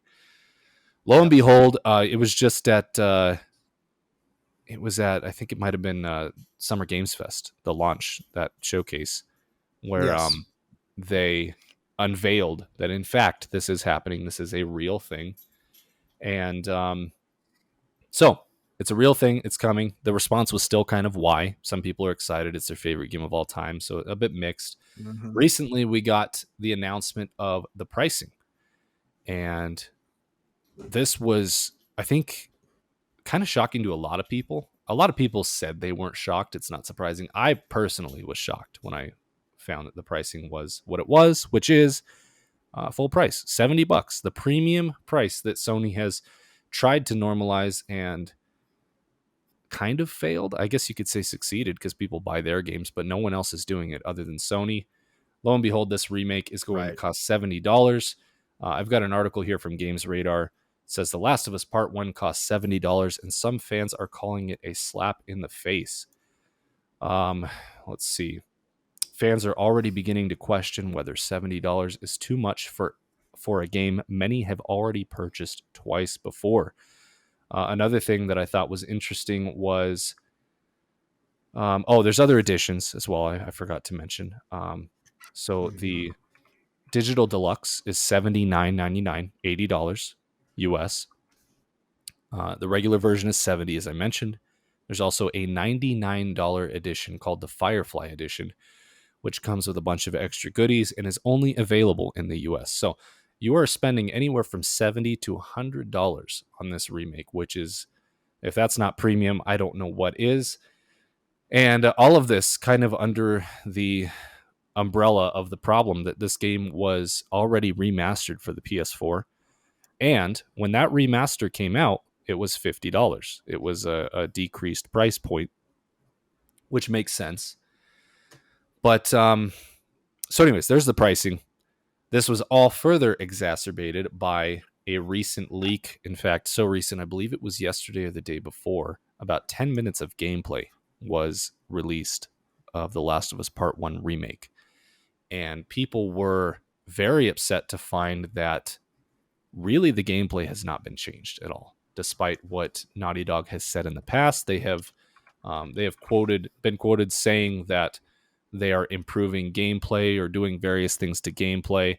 Well, this showcase kind of laid bare the fact that they've done a couple things here and there. When Joel upgrades his weapon, he actually physically is upgrading it now, which apparently he wasn't in the original.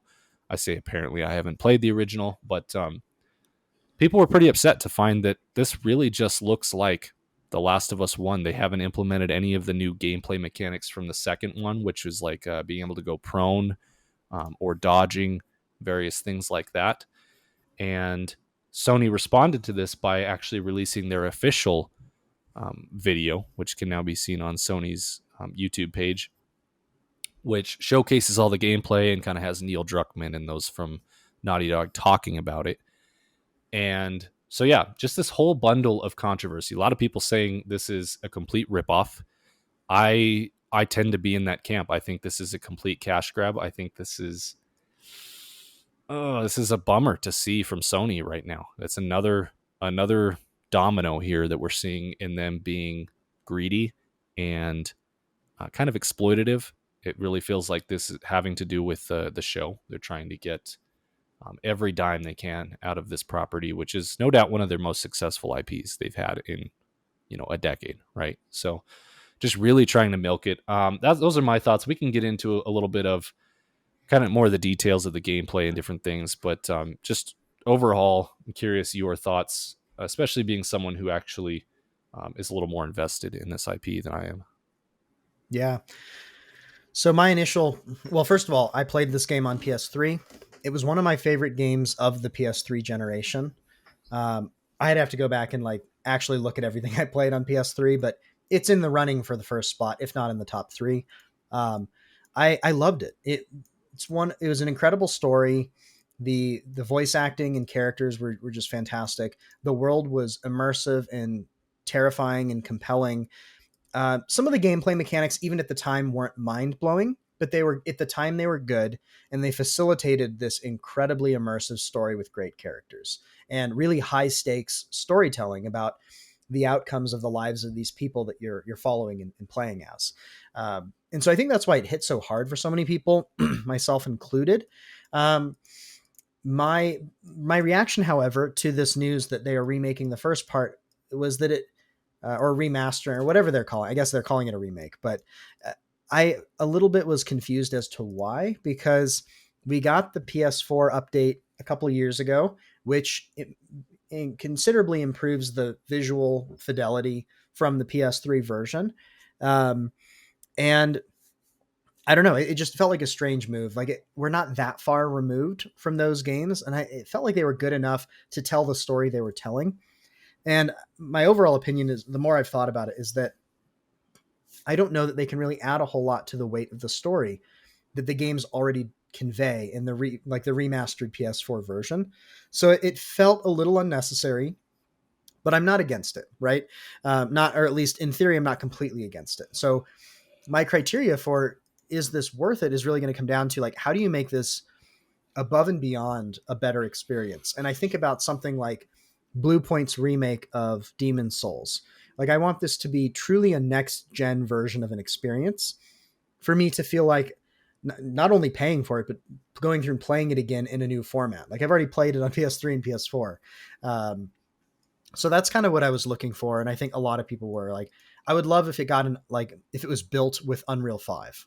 Is something that I would probably check out. That is not what this is from the gameplay footage that has been leaked. So I've been trying to figure out, like, I'm what is the curious here. package here that makes this worth it? Yeah. Well, I think the answer is it's not, is what I've come to, but what a lot of people have come to. My question is, you've seen the gameplay, you've seen the leak, you've seen the official gameplay. I mean, what are your thoughts on the visual fidelity, the graphics, like does this feel like a remake to you? No, no, it doesn't. And this is something we've talked about for the past couple of months. Like some of the gameplay we saw at Summer Games Fest, it didn't blow us out of the water, and it didn't feel next gen. And it kind of was like, this looks like a PS4 game still, which is what we like. We already have a PS4 remaster of this game. Um, there, there are times where I feel like the fidelity of the visuals looks maybe 10 to 20% better than the PS4 remaster, like a little bit, not a lot. Some of the character models sometimes are better, but there are other times where it just feels like it's different and not better.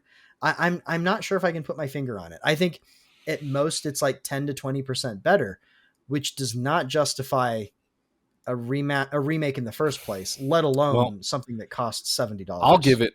I'll even give it 50%. I think it looks 50% better than the remaster. Now, there's so many things I want to touch on here. I don't want to get lost, but the first thing is I feel like all of this is so disingenuous because their trailer, their official release trailer, I'm pretty sure that when they're showing the side by side comparisons in that one, they are showing the original PS3 version and this remake, Mm, right? Which is disingenuous because there's a PS4 remaster which looks better. yeah. I can't verify this. Maybe someone can let us know, but I'm pretty sure they're showing side by sides with the PS3 version, which is already a bit disingenuous, right?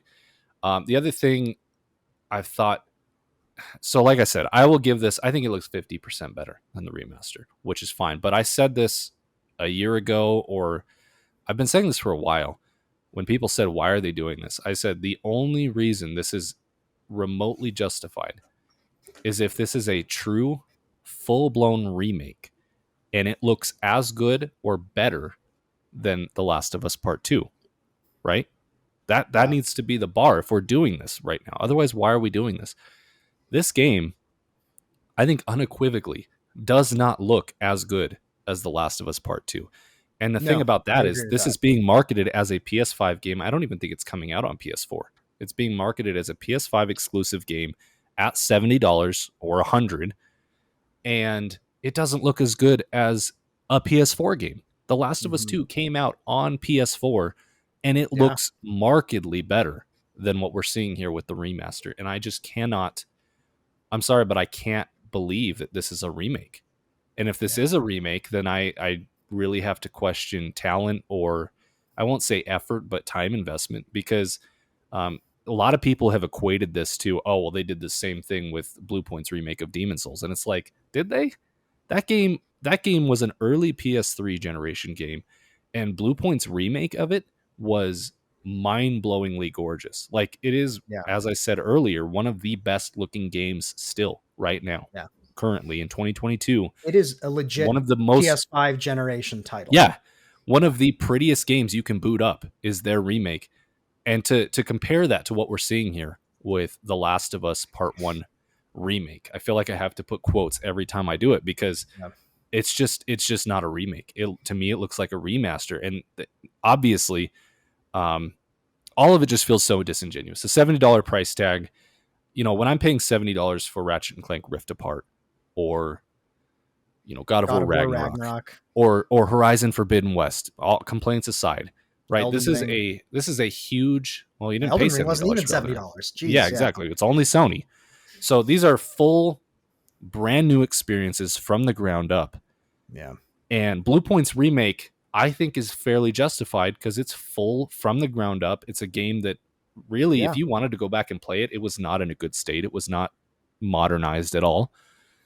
And so here with this, it's just like they didn't bring in, I know his name and I'm forgetting whoever voices Joel. Do you know his name off the top of your head? Oh, I'm forgetting. Yeah. Famous, massively famous video Is game. Troy Baker. Troy Bakeman. Yeah. Troy Baker. That's right. Baker. Yeah. So they didn't bring all these voice actors in to redo things, to redo the motion cap. They didn't do that. I guarantee you, because they literally talked to them on stage and said we were able to take your original performances Right. and bring them much closer to what we thought they could be. So obviously the investment in this is so much less. The time investment from the get-go is way less. To say this is worth $70, I feel like is already disingenuous.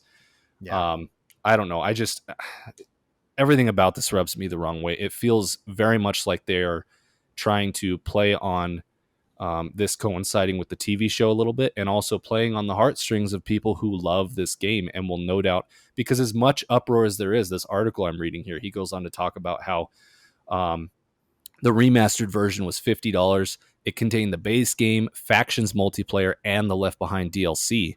And now this new remake is $70, and they're leaving out the factions DLC, no doubt because they're working on a factions game of their own, right? They don't want to Hmm. double dip there. So they're basically taking out content, Yeah. bumping the price up $70. Anyways, he goes on to complain about this forever.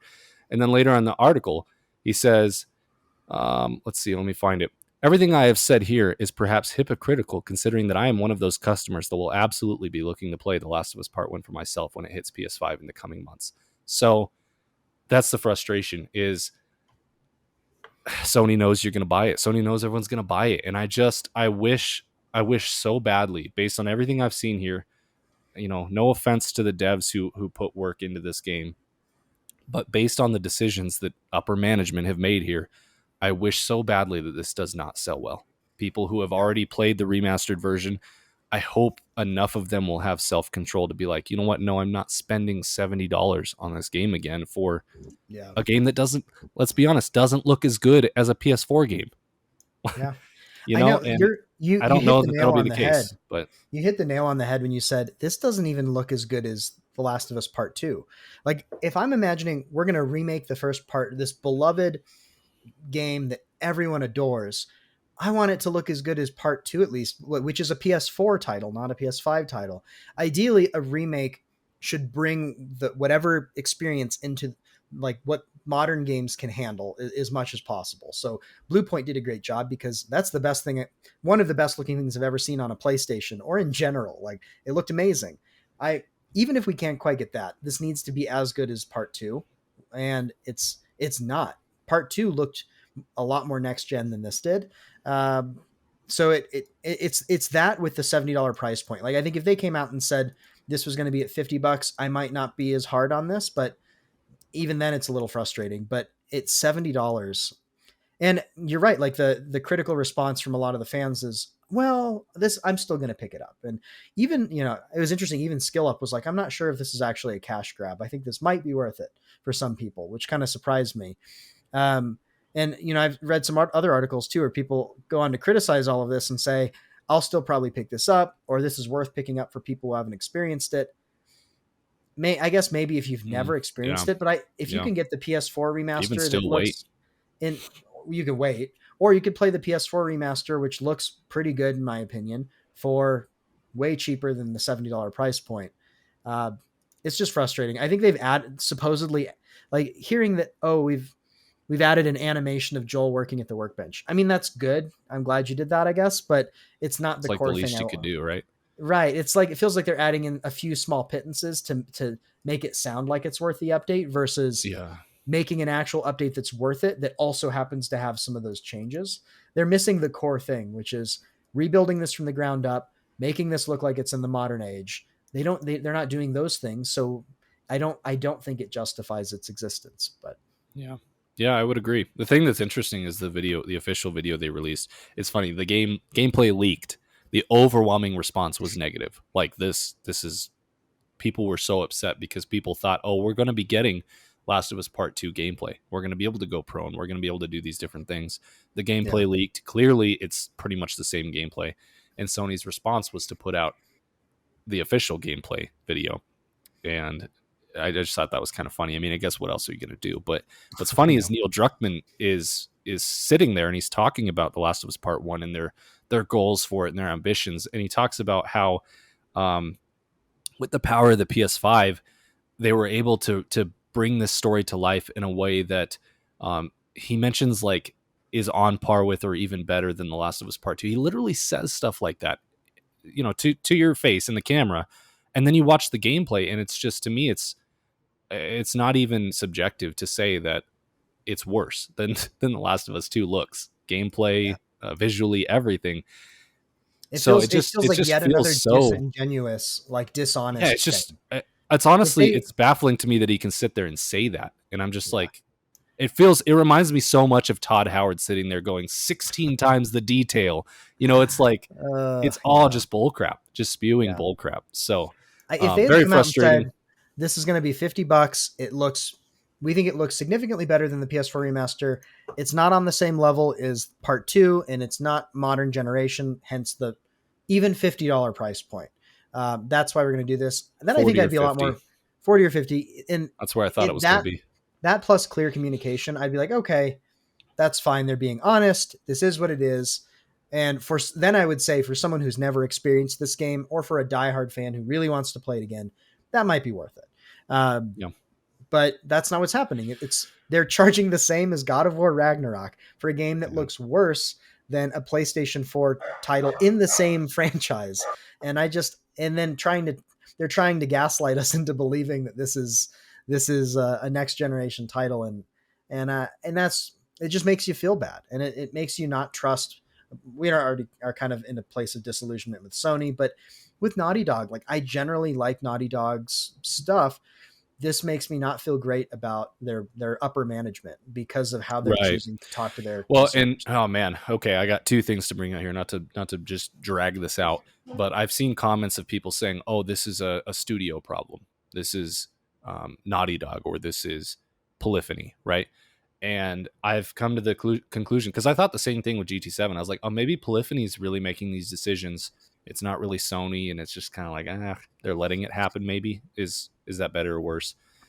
At this point, I just think it's putting your head in the sand to say that this isn't Sony, because Yeah. we went through an entire PlayStation 4 generation where the quality bar was here.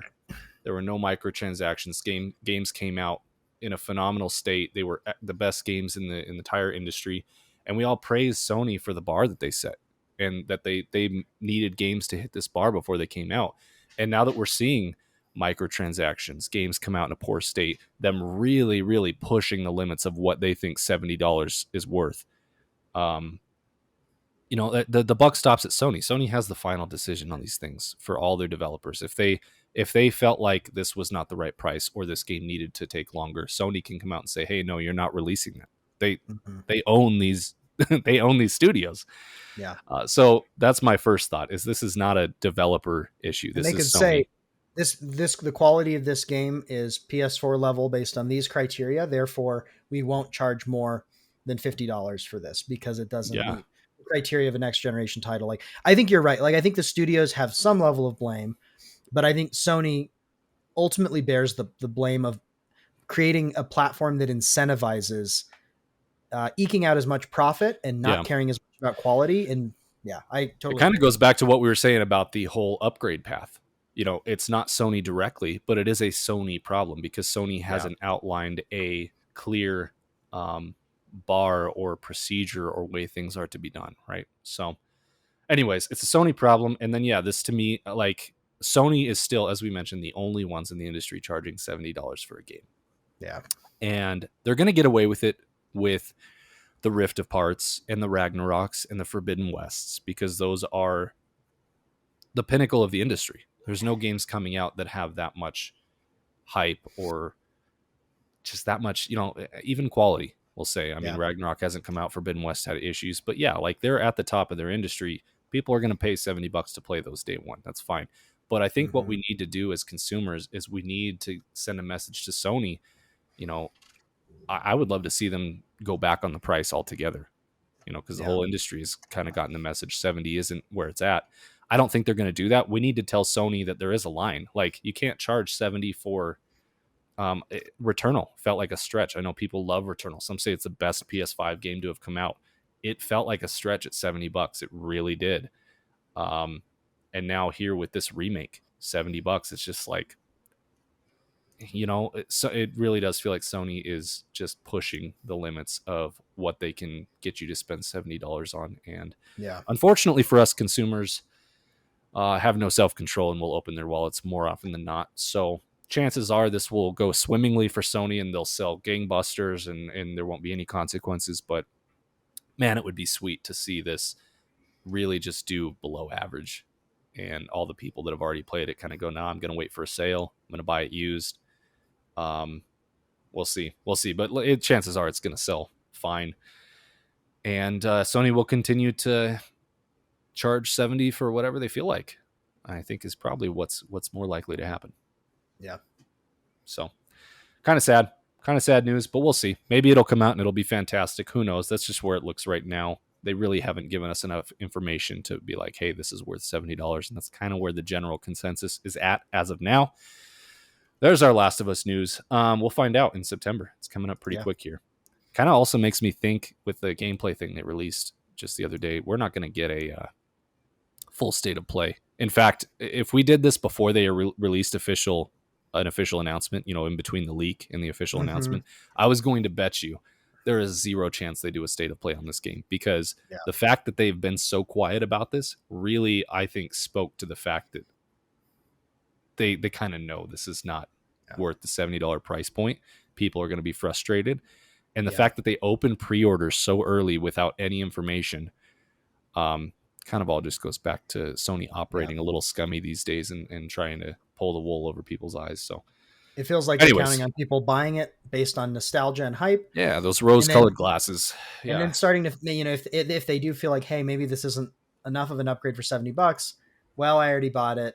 I might as well just enjoy it. Or forget, or, it's just the same old thing. Yeah, So we'll see. I hope I'm wrong. Like, if this came out and it looked amazing or played amazing or was worth $70, then I'll be happy, because I love The Last of Us, Part 1 especially.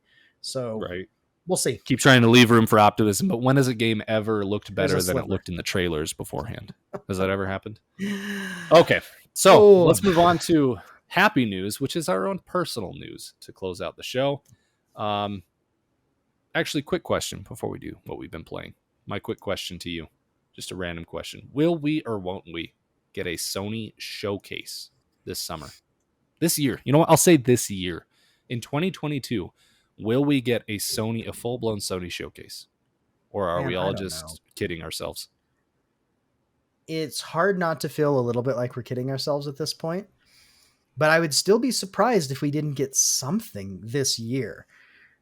I don't know, though. Like, The Last of Us footage. Kind of feels like the Bloodborne thing, right? Yeah. The Last of Us footage leaked, and they put out something on it. God of War felt very anticlimactic. Like, felt like they were controlling how Santa Monica messaged it. Cory Barlog clearly wasn't allowed to say certain things up until that blog we talked post, about him being strapped to a chair with a gun to his head from Sony, and that's what it felt like. It is what it felt like. And then they put out a blog post. Yeah. Like, Sony's like, we need this to go exactly as we planned. And then they just release a blog post, like, very, very randomly in the middle of the day. It's like, that was your grand plan. It's your big secret plan. So your big reveal. Based on everything I'm seeing, if I had to put money on it, I would guess we're not getting a showcase, and that they're going to continue to operate as they've been operating the beginning of the first half of this year. I would like to be wrong about that. I don't have a ton of trust in how they're operating at the moment. It feels like they're very focused on eking out profits, figuring out the future of live service games and microtransactions.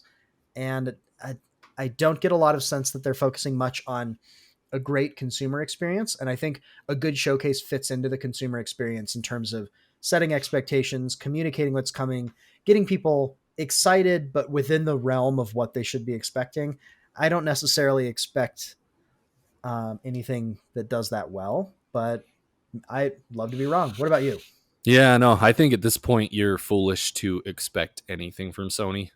I think it sucks, but we're at the point where it's like, just put the thought of showcases and good state of plays out of your mind. And once every 3 years when they show up, be like, oh, hey, that was cool.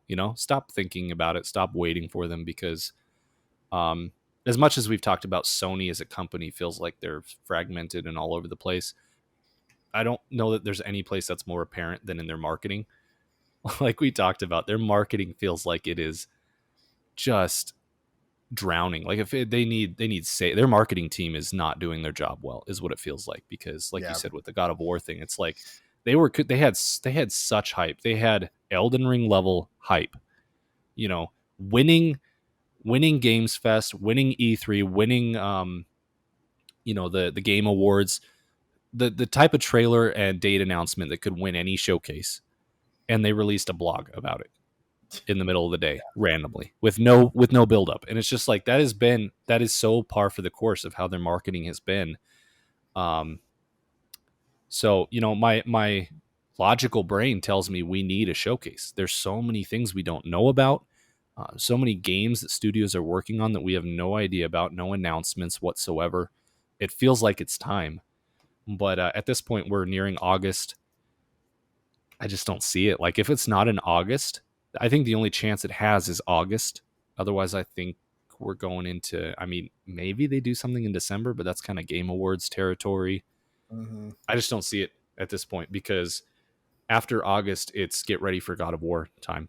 I Yeah. think that's The Last of Us, God of War. They're into their release schedule. And I think their previous showcases have all pretty much been in June or July of the past 2 or 3 years. So it kind of feels like they just, honestly, with everything we've seen from how God of War happened to some other things I can't think of off the top of my head, it feels like they had something planned and it fell through. I mean, we got rumors Yeah. all summer about showcases every month. Oh, the 30th, just all these rumors. It feels like Sony bungled something. Something fell through. They had a big showcase in mind for God of War for all these things. And whether they screwed it up or something got screwed up, it feels like that's what happened. And now Sony's just kind of putting out what they need to and surviving the year, and Mm-hmm. just and fine for it. Who cares? They're still going to sell all the Yeah. PS5s. They're still going to sell all the God of War Ragnarok copies. So that's kind of my guess. I really would be curious to know what happened. Like, did they ever intend on a showcase? Did they not? They've been so silent. It's been bizarre to watch them It's operate. I really don't think hard. we get one. I Yeah. don't think we do. I'm kind of done waiting and hoping at this point. Like, it's just they've been so silent. It does feel like they've got their lineup for this year, and we'll Mm-hmm. see you next year in 2023, and we'll tell you some more stuff. Maybe then, maybe we'll be having the Yeah. same conversation late July in 2023. Can't wait. Yep. All right, that ends that. So we both say no, which means we might get one. We have a chance now to get one because we both said no. Right. That is the Let's close universal this. law. Yeah, let's close this immensely long podcast, which is fine because it's going to be monthly ish. So, what we've been playing, what PlayStation stuff have you been playing? I have been playing Dark Souls 3 on PlayStation recently. So I beat Elden Ring a couple weeks ago, and I just apparently couldn't get enough. So I fired up Dark Yeah, your Souls palate 3. cleanser is Dark Souls 3. No. So this speaks even more to the need of a Bloodborne, a full remake, because I'm in it. I'm in these games now. I want them. I will pay for them. So yeah, I don't know how far into Dark Souls 3 I am, but I'm a couple bosses in at this point, and I'm thoroughly loving it. It's a bit of it's older than Elden Ring, and you can feel it a little bit, but it holds up well. I mean, it's not that old of a game. It came out in, I think it was 2017, 2016 or Yeah, I think 17. so. And it still looks pretty good. And it plays well. It doesn't have some of the quality of life things that Elden Ring has, but I'm loving it. That's what I'm currently playing. I might intersperse that with another game just because Souls games are a bit punishing, and sometimes it's nice to have a bit of a reprieve from that. So the other game I have my eye on is Stray, actually, like we talked about. So I might be upgrading, for all our Sony complaining, I might be upgrading my subscription tier to extra, so that I can pick up and start playing Stray sometime in the next week. I'm excited about that. I watched you play a little bit. I think it looks great. It is a fantastic indie title.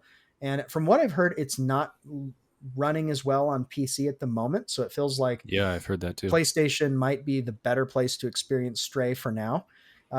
So that's probably the next thing I have lined up in the works. But what It'd about be a you? good differentiator too from Dark Souls 3. So Very different um, vibe. Yeah. yeah, so that's cool. You finished Elden Ring. Mm-hmm. One of your favorite games of all time is what I'm hearing. Yeah, probably top 3 for me at the moment. I mean, Be curious I'm to see. just coming off the high of having finished it, so it's always interesting to look back after a Yeah, you year or got to give it like so. 6 months. You Yeah. got to let it settle. But at the moment, with the recency bias being a factor, it feels like a top 3 game to me. So we'll see where it all Nice. nets We'll out. see where it lands at the end of the year. We'll have to give out our GG usernames. I believe I'm Neverlag. If you haven't heard of it, GG is an app where you can keep track of your games, make lists, that sort of thing. So mine is Neverlag, and yours is Zarkasian, Correct. And right? we So we maybe we'll do a video where, like, at the end of the year when we talk about our list, I think we should, maybe yeah. we could do like some ranking videos related to our favorite games, both of the year and of all time. So that'll be some fun Yeah, videos to make for eventually. posterity. So Yeah. we'll see where that lands at the end of the year for you. Yeah, you went straight into Dark Souls 3. So did my brother. Apparently, it's just, and that's the thing, like you said, people going straight from Elden Ring being like, what else is out there? They Yeah. boot up Bloodborne, this game they've heard so much about, and they see that 30 FPS and they go, my eyes, So It I burns. don't know. I don't Yeah. know what we're doing, but yeah, glad to hear you're liking it. I honestly think that the visual difference between Elden Ring and Dark Souls 3 is pretty minimal, especially if you played Elden Ring on console. I think you'll find they're surprisingly similar. PC might be a different story for Elden Ring, but Mhm. yeah, I've been playing, like you said, I've been playing Stray. Um, Upgraded to check that out on the 19th, and just a little bit further on what I was talking about earlier. It's very good. I really am enjoying it. We played the first half an hour while you were over here, like you said, and I was very much on the fence. Like, this could be a game that I am just like, I'm not going to play this game, or I could really like it.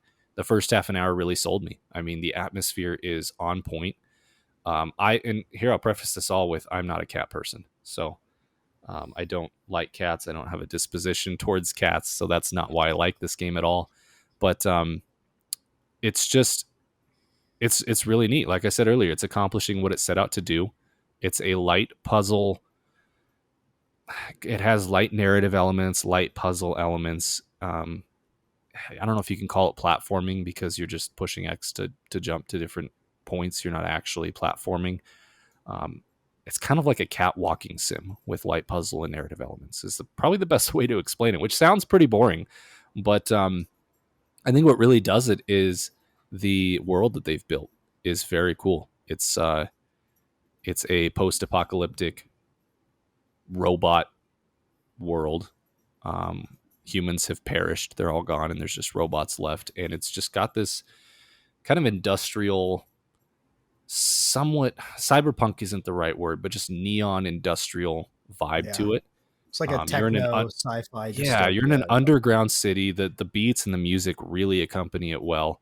Lots of neon lights everywhere. The lighting in this game is fantastic.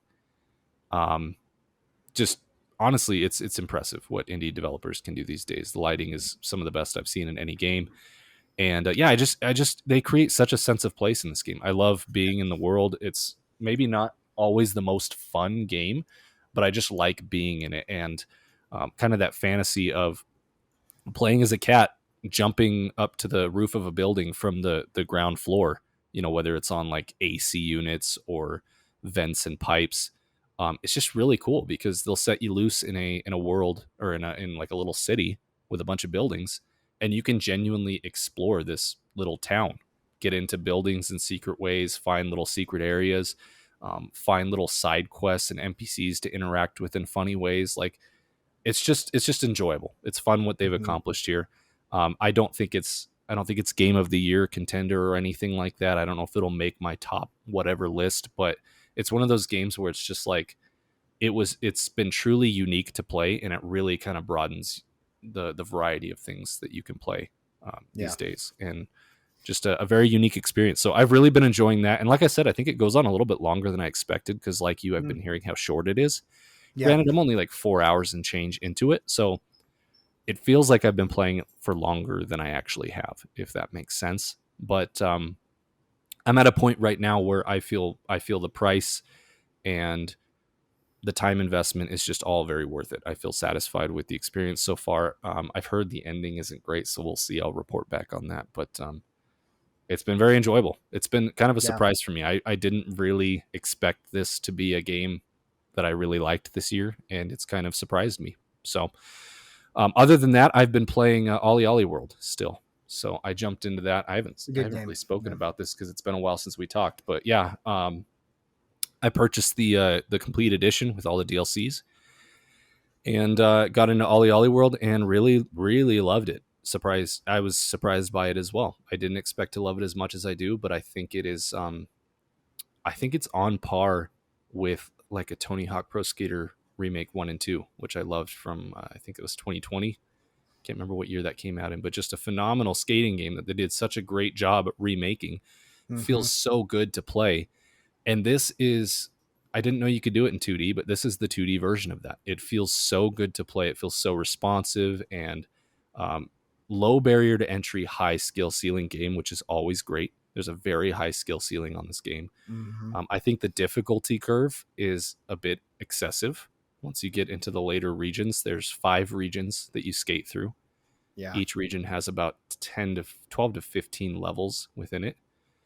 And each of those levels has different objectives you can complete. There's the Mike objectives, which there's this dude named Mike who just tasks you with doing random things like finding all the cat collectibles or doing things like Mm-hmm. that in a level. And then each level also has 3 progressively difficult high scores that you need to beat.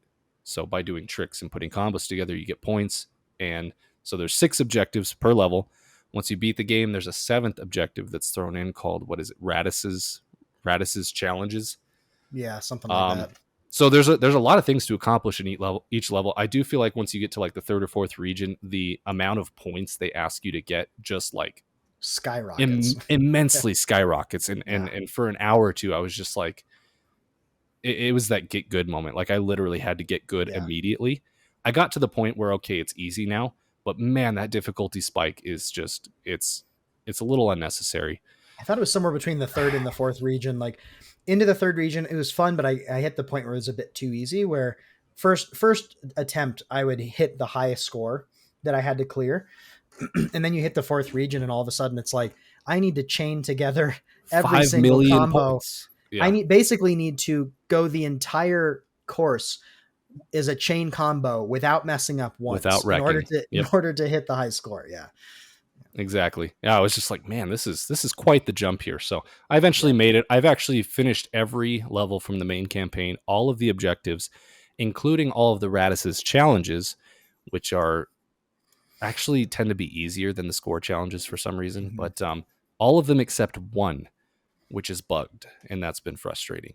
It's just bugged. I've tried it over 100 times. Thankfully, it's a short one, but I've looked it up. People have had issues with it. It's just bugged. I've done it over and over and over again, and it just doesn't pop. And so I'm gonna have to wait for a patch. They've said on Twitter that they're aware of it. Hopefully, they'll be able to patch it because that is going to prevent me from getting the platinum on this game until Yeah. that is fixed. But overall, just one of the highlights for me this year. Like it's it's too soon to say. I'm still in the middle of it, but it will compete probably for game of the year for me. Wow. Obviously, probably not once Ragnarok comes out. Let's be honest, but Yeah. it's up there. Like with Sifu and Elden Ring, it's just one of those top games for me. So if you Mhm. like Tony Hawk Pro Skater or I don't know, just quick responsive gameplay like that, I think the art style clicked for me more than I thought it would. I really Yeah. enjoy it. I think I actually looked back at their past games, Ollie Ollie 1 and 2, Mhm. and to see the jump that they made from Ollie Ollie 1 and 2 to Ollie Ollie World is huge. I was very shocked. Ollie Ollie 2 does not look anything like Ollie Ollie World. So Mhm. congrats to them for really making a huge leap and making a pretty awesome game here that I think is going to do very well. So, Yep. um, yeah, that's what I've been playing. That's everything. So, Nice. and you're just in Dark Souls 3, going to start Stray soon. In Dark Souls 3, going to start Stray. Yeah, so you're basically at the tail end, or you pretty much have wrapped up Ollie Ollie World other than the bugged quest. You are in the middle of Stray. Do you know what you're going to play next, particularly on PlayStation, or is that still up in the air? I don't.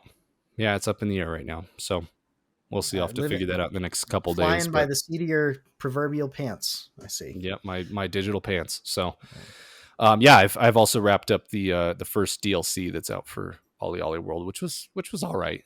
I don't know, Mhm. it was okay, but it was just more Ollie Ollie World, which was I was fine with. So, but yeah, some good stuff. Definitely some good stuff. I mean, normally the summer months have been barren in years past, and now it's just there's so many games, especially these indies coming out in the middle of the summer. Yeah. There's always plenty to keep you going. So, all right, I think that'll do it for for DualShocked here. Yeah, lots of PlayStation news. I'm sure we'll have hopefully much more to go over in August, but who knows? Maybe they'll be completely silent and we'll just have a 15-minute show about what we've been playing. But time will tell. So thank you for joining us. Our first ever episode of DualShocked. We'll be back sometime next month with some more PlayStation stuff. And yeah, we hope to see you there. Thanks for tuning in here at Neverlag, and we'll catch you next time.